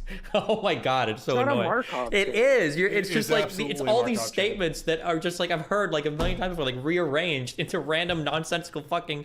This is what I mean when I say you lack critical engagement. Right? Random or nonsense. You can't critically engage with anything I'm talking about. You're just like hopping from one talking point. You're not. You don't. I'm not. What do you think? Hold on. What do you think critical engagement means? Critical engagement means really listening to what the other person has to say, and they deserve it, Mitch, because capitalism bad, capital bad, banks bad, America bad.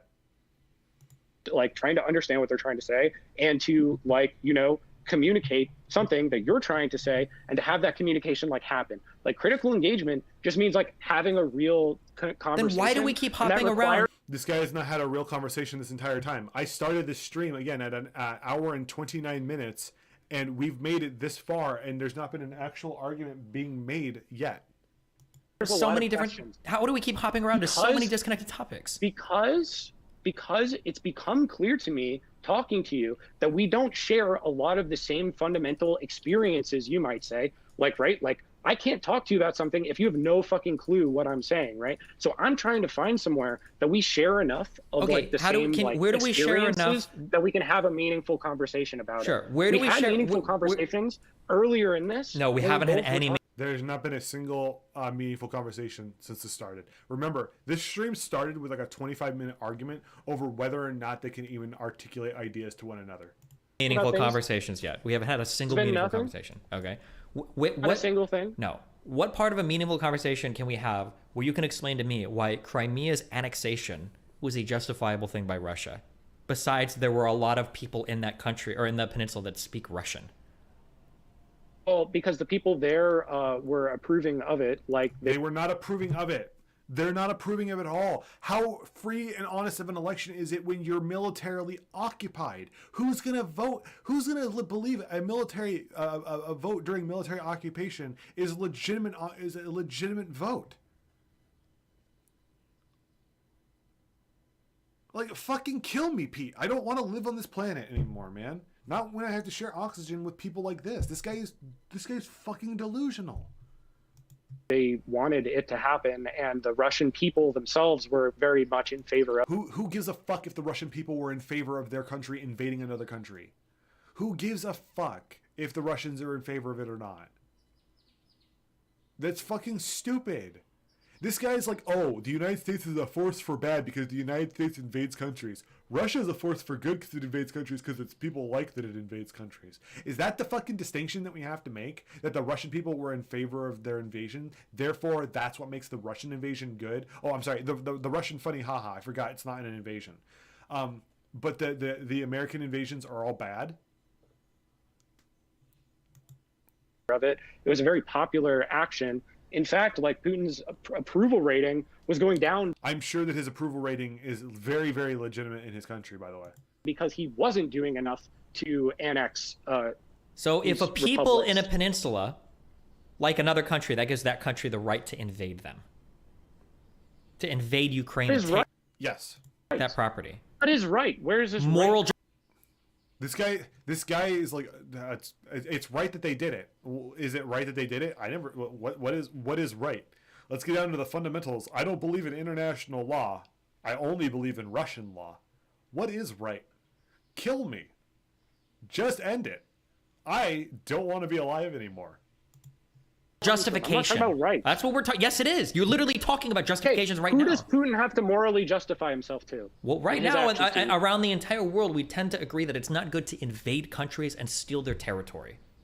That's not a good thing. We don't like that. Do you think that should be an okay thing? Do you think maybe, you know what? Let's back up. Maybe you're right, actually. Do you think fundamentally the world would be a better place if countries could just invade people and take their land? Should we go back to that?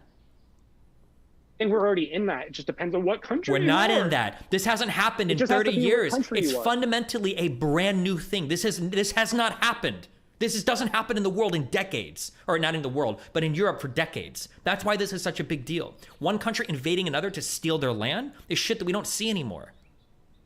Yeah, I don't agree with that framing of things. I don't believe in that framing of reality. No country in the last 30 years has invaded another country in Europe. This guy's argument is, I don't believe in that framing of reality. Therefore, his argument is, yes, it has happened.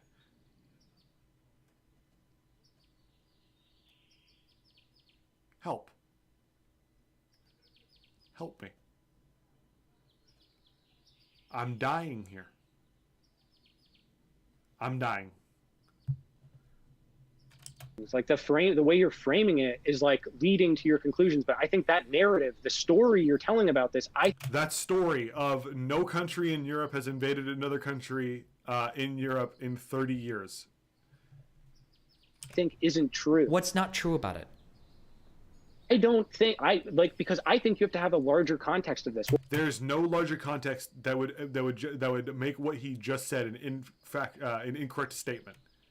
No country in Europe has invaded another European country in 30 years. There's no external context that makes that statement different.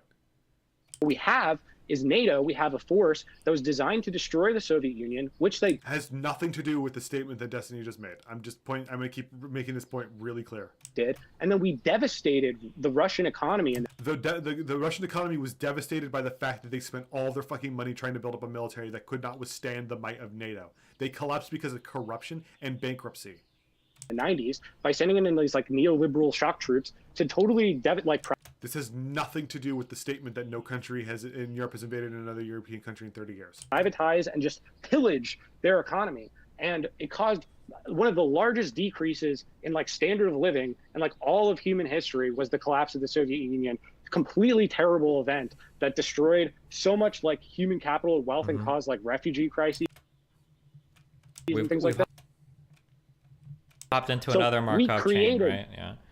It's not a Markov chain. This has nothing to. This is an absolute. This has nothing to do with that statement that no country in Europe has invaded another European country in 30 fucking years. History. I'm saying the story of Russia at this time period is like a much longer story. Like we have to go all the way back to like the Russian Empire fighting with the British Empire over this exact same thing. Do you know much about the Crimean War? Like the Crimean Wars between the British and Russia, like the Great Game over like Eurasia? Like this is the foundations of geopolitics, like Mackinder's World Island.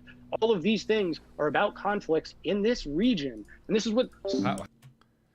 Tyler, you're not factoring in time travel wars. So when people travel back in time and attack people in the past, the 30-year range of peace isn't correct anymore. God, that's really deep. The only way I can even think of to try to salvage this guy's take on reality. Yeah, you're right. And Mitch, you're also correct. This guy is worse than Vosh, because Vosh at least kind of understands what he's saying. He just says incorrect things. We didn't conquer the Crimean War. It doesn't matter. This guy only knows that the Crimean War existed. He doesn't know the details of it. He doesn't know any of the details of it. This guy doesn't care to know the details of it. How long do you think he'll just like hop from topic to topic? Like, what do you think? What do you think we'll end up? We have 8 minutes left. We have 8 minutes. It's left. Justifiable to like just invade us. I just want to point out that he muted Discord, and this guy was still just going. Sovereign country and steal their land. That's just the ideological framing that we're providing it from this side of the conflict. That doesn't have like a world historical truth to it. That's just this hegemony. This guy keeps saying historical and history. He doesn't know what these fucking words mean. Historical truths are based off of the common law of understanding. We can say invasion today because invasions have a historical definition. This guy denies that historical definition exists because historical definitions are only relevant when he wants them to be. Perspective on events, and I'm opposed to this hegemony, so I don't agree with the fundamental story that it's telling about reality. See what I'm saying? Because NATO is stronger than Russia, reality does not exist. Reality is not reality.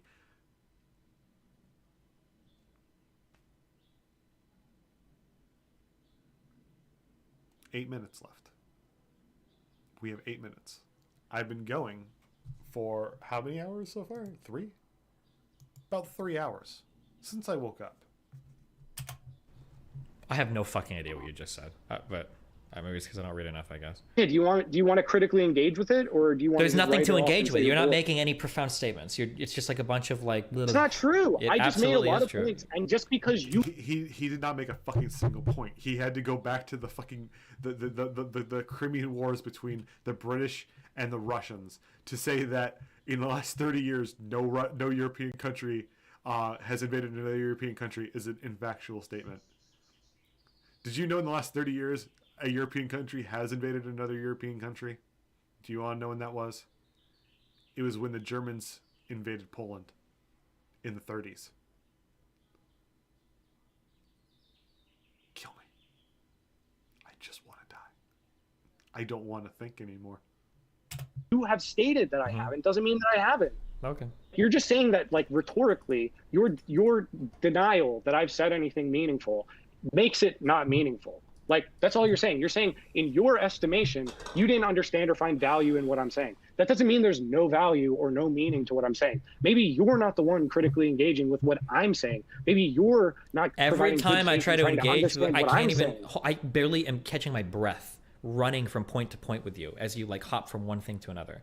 So, okay, I have a lot to say. It's a complicated thing. Do you have patience? It's not that you have a lot to say, and it's not that it's complicated. It's that you just have a really bad time, like, critically engaging with the topics. So you have a lot of random things you want to say that mean nothing. I think that's what you're saying. I think that's how you view it, but I don't think you're right about it. Is Destiny right here? Am I crazy? Am I crazy? Destiny is absolutely right here. This guy is not critically engaged with a single topic. He continuously just shifts from position to position. When Destiny asks him to articulate something, he doesn't articulate. He moves on to something else. About that. Yeah, obviously. Yeah. Yeah, but I'm saying, like, maybe you could, like, try to critically engage with what I'm saying. Like, if I'm saying something and you're like, wait, what do you mean by that? We could have a conversation about it. But what it seems more to me is that you're not that interested in learning anything about this or in engaging with a different perspective. You're pretty content with your own perspective. And you're mostly interested in just, like, fighting off what you see to be, like, attacks and, like, the validity of your perspective. Like, that's how I feel. I don't feel like you're trying to, like, learn or understand or have a real conversation. I feel like you're looking for, like, a moment or place which you can, like. There was a comment here. It just scrolled up. He just said that he's pro-imperialism because the U.S. is against it. That's true. That's this guy's position. Because America and NATO have a fucking hegemony, this guy takes the opposite position. Shut me down, or like in a way where it's like now the conversation's over. Like, we haven't even, like, had critical engagement across, like, what I'm trying to say. I don't think you understand what I'm trying to say. I don't. Like, I don't think if I ask you, okay, so if you could sum up for me, what am I trying to say? It's usually the test, right? Like, if you can tell me what I think in a way that I would agree to your wording of it, et cetera, with a general understanding, then we actually have communicated something. Sure. But I don't think you're capable of doing that. My understanding of what you're saying is that in the most macro, broad sense of the world, okay, the entire statements that I'm making can basically be understood as kind of like this curtain that's been draped over everybody's eyes from, I could call it like the neoliberal establishment, I could call it a Western establishment, I can call it a US hegemonic establishment, but basically there's like this story that the US hegemony likes to tell the world, that the US are the good guys, that NATO is expanding to protect countries and provide security in Europe, et cetera, et cetera, et cetera. But in reality, behind the scenes, you have these more contrived political powers that are backed by a capital that are essentially trying to, like, export their influence and everything all across the world, especially across Europe, especially in contrast to communist or socialist movements, especially in contrast to, like, Russia. And that the entire goal provided for examples of things like the Nord Stream Pipe 2, or the idea that we are contrary to some of our values, like drafting people from Germany into NATO, even though we say NATO is supposed to be a mission for peace, that all of these things serve as giant blocks, giant pillars to understand that the reality is that all of this stuff that's being built around the world is just to serve the interests of a few people that are really high in these hegemonic positions in the West, that are really high, these really high capital holders, that they don't really represent the interests of the average person. And part of the reason why I guess, like, the world is falling apart is because either people are slowly starting to realize that, or these people can only serve their interests for so long before everything falls apart for everybody else. That's kind of what it sounds like you're saying. And it's an absolute stalemate of this guy's position. Every single fucking piece of information that he just laid out is this argument so far. Yeah, it's a basic Marxist. There you go. You claim to believe me, just lay out my position. He lays it out. Yeah, it's a basic Marxist bullshit hermeneutic. Okay, so I understand what you're saying. I just think it's all stupid. So now where do we go? Okay, so why do you think that's stupid?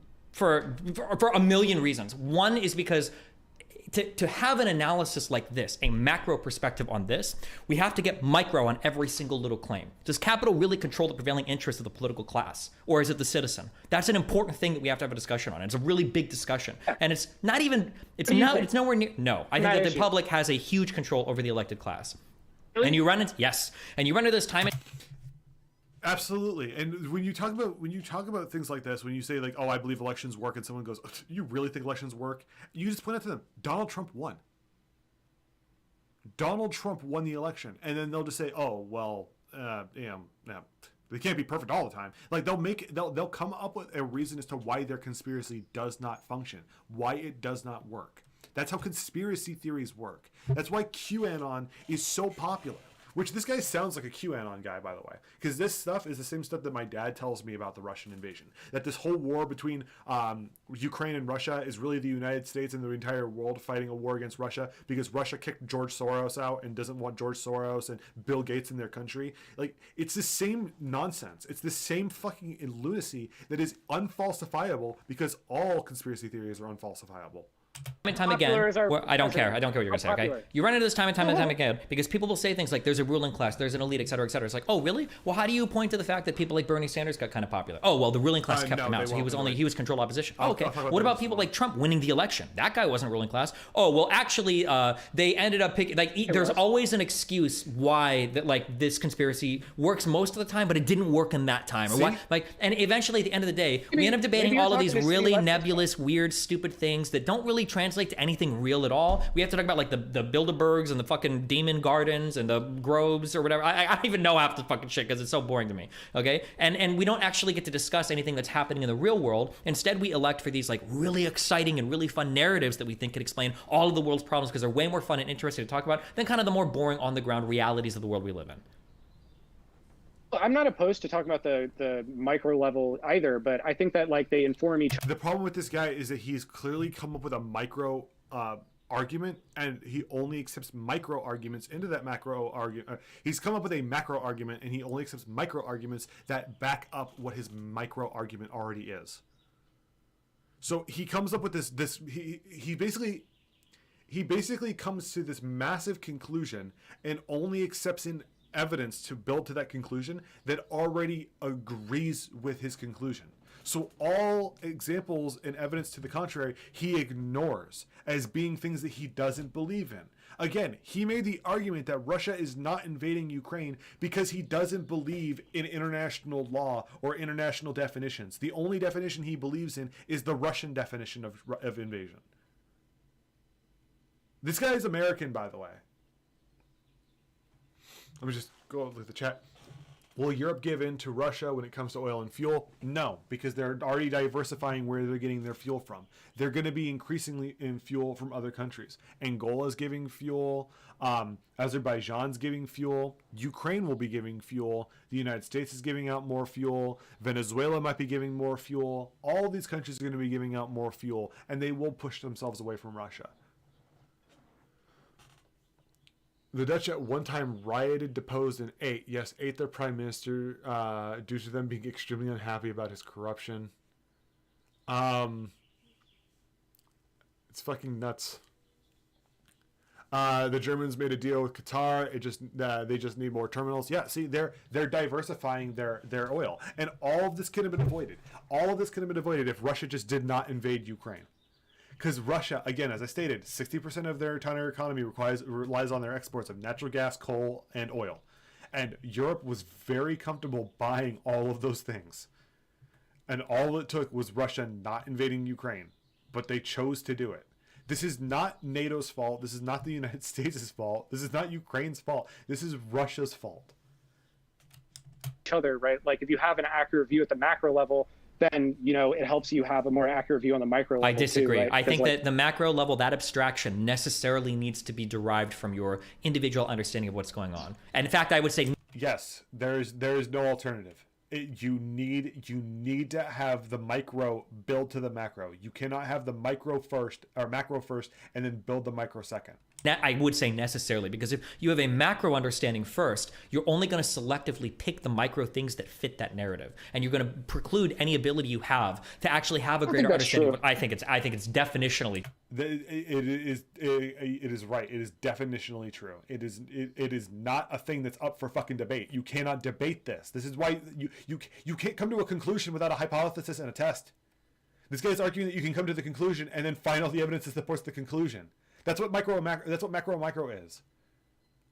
True. true. Anybody that approaches something with a macro level understanding of what's going on without even I don't think so. That's his argument. That's his counter argument. knowing what's going on is always going to pick and choose, because the world is huge. What are we at, like 8-9 billion people? You can always find events, you can always find facts and figures, you can always find a study to support your prevailing macro theory if that's all you're looking for. So I think that approaching things with the macro theory first is horrible. You have to look at a whole bunch of different micro things, and then you can structure macro theory based on the things you've seen. No, my macro theory here isn't something that I'm like coming with, I like arrived with a priori, etc. Like I've come to this view through like having gone through many other worldviews, right? And like challenging myself with like tons of... This guy has not challenged himself on any position. You can tell that he holds these positions, and like I said, he is so desperate to hold on to those positions that he has made during this debate.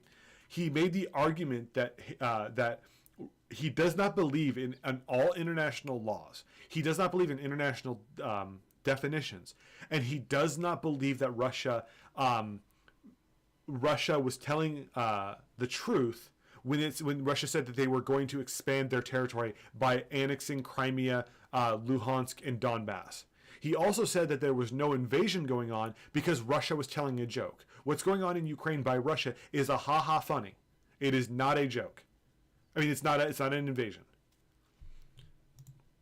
Of different like perspectives and evidence, etc. So it's like really this view that I'm come to, like that I'm trying to describe. It's not something that I came to like a priori or whatever. This is over. I'm not gonna let him go because he's not gonna make a point, and I'm bored of this already. It's gonna him talking about macro and how I built them at the same time. No, he didn't. He didn't at all. You could tell by the way he's argued over the last fucking 30 minutes of this video, 40 minutes of this video. That's not how he argues. That's not how he's informed himself. This guy is delusional. And like I said, a bad dude.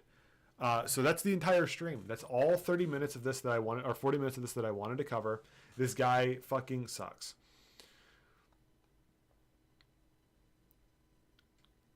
No, they absolutely do have alternatives. They can get their oil from other countries.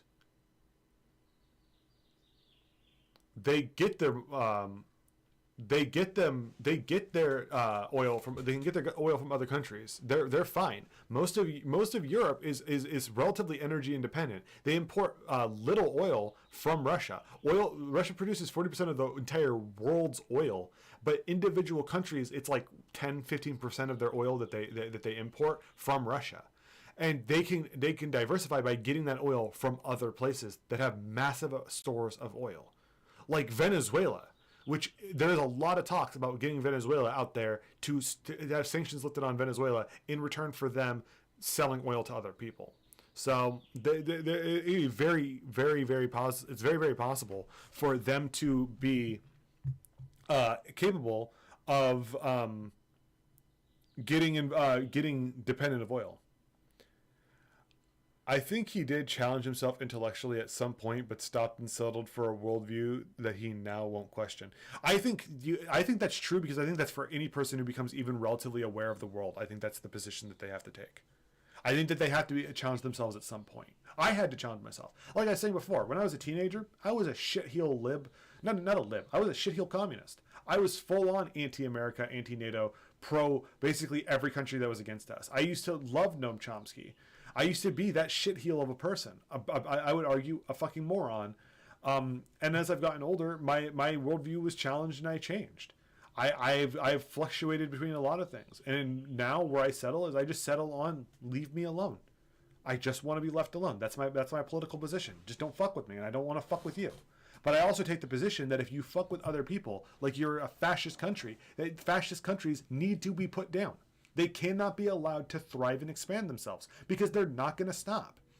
We have been playing this game with Russia for 30 fucking years of just let them do their thing and then they won't cause problems. They invaded Chechnya twice. They invaded Georgia in 2008. They've been in the process of invading Ukraine since like 2014, and they want to invade Moldova.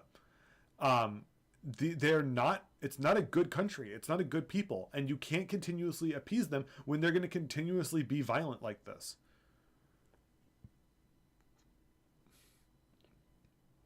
I think you grew out of your horrible worldview. I think most people do. I think when you're in your teens, you take up these extreme political positions because it's you attempting to find your own identity. And the problem is that this guy claims to have finished college. So this guy is not a teenager anymore. This guy is an adult. And he holds this worldview. The same way that Hassan holds his worldview. But Hassan is actually fucking retarded. The same way that Vash holds his worldviews. But Vash is not retarded. Vash is actually very intelligent. He's just very, very wrong all the fucking time.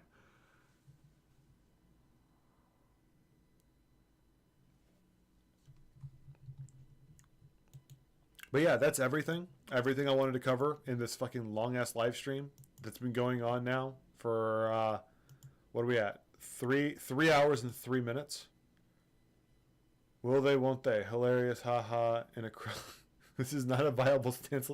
You're right. You're absolutely right. It is not tenable to the world's survival. It's not tenable for global democracy and global diplomacy. It is, again, grand delusion. Just genuinely fucking delusional, this position.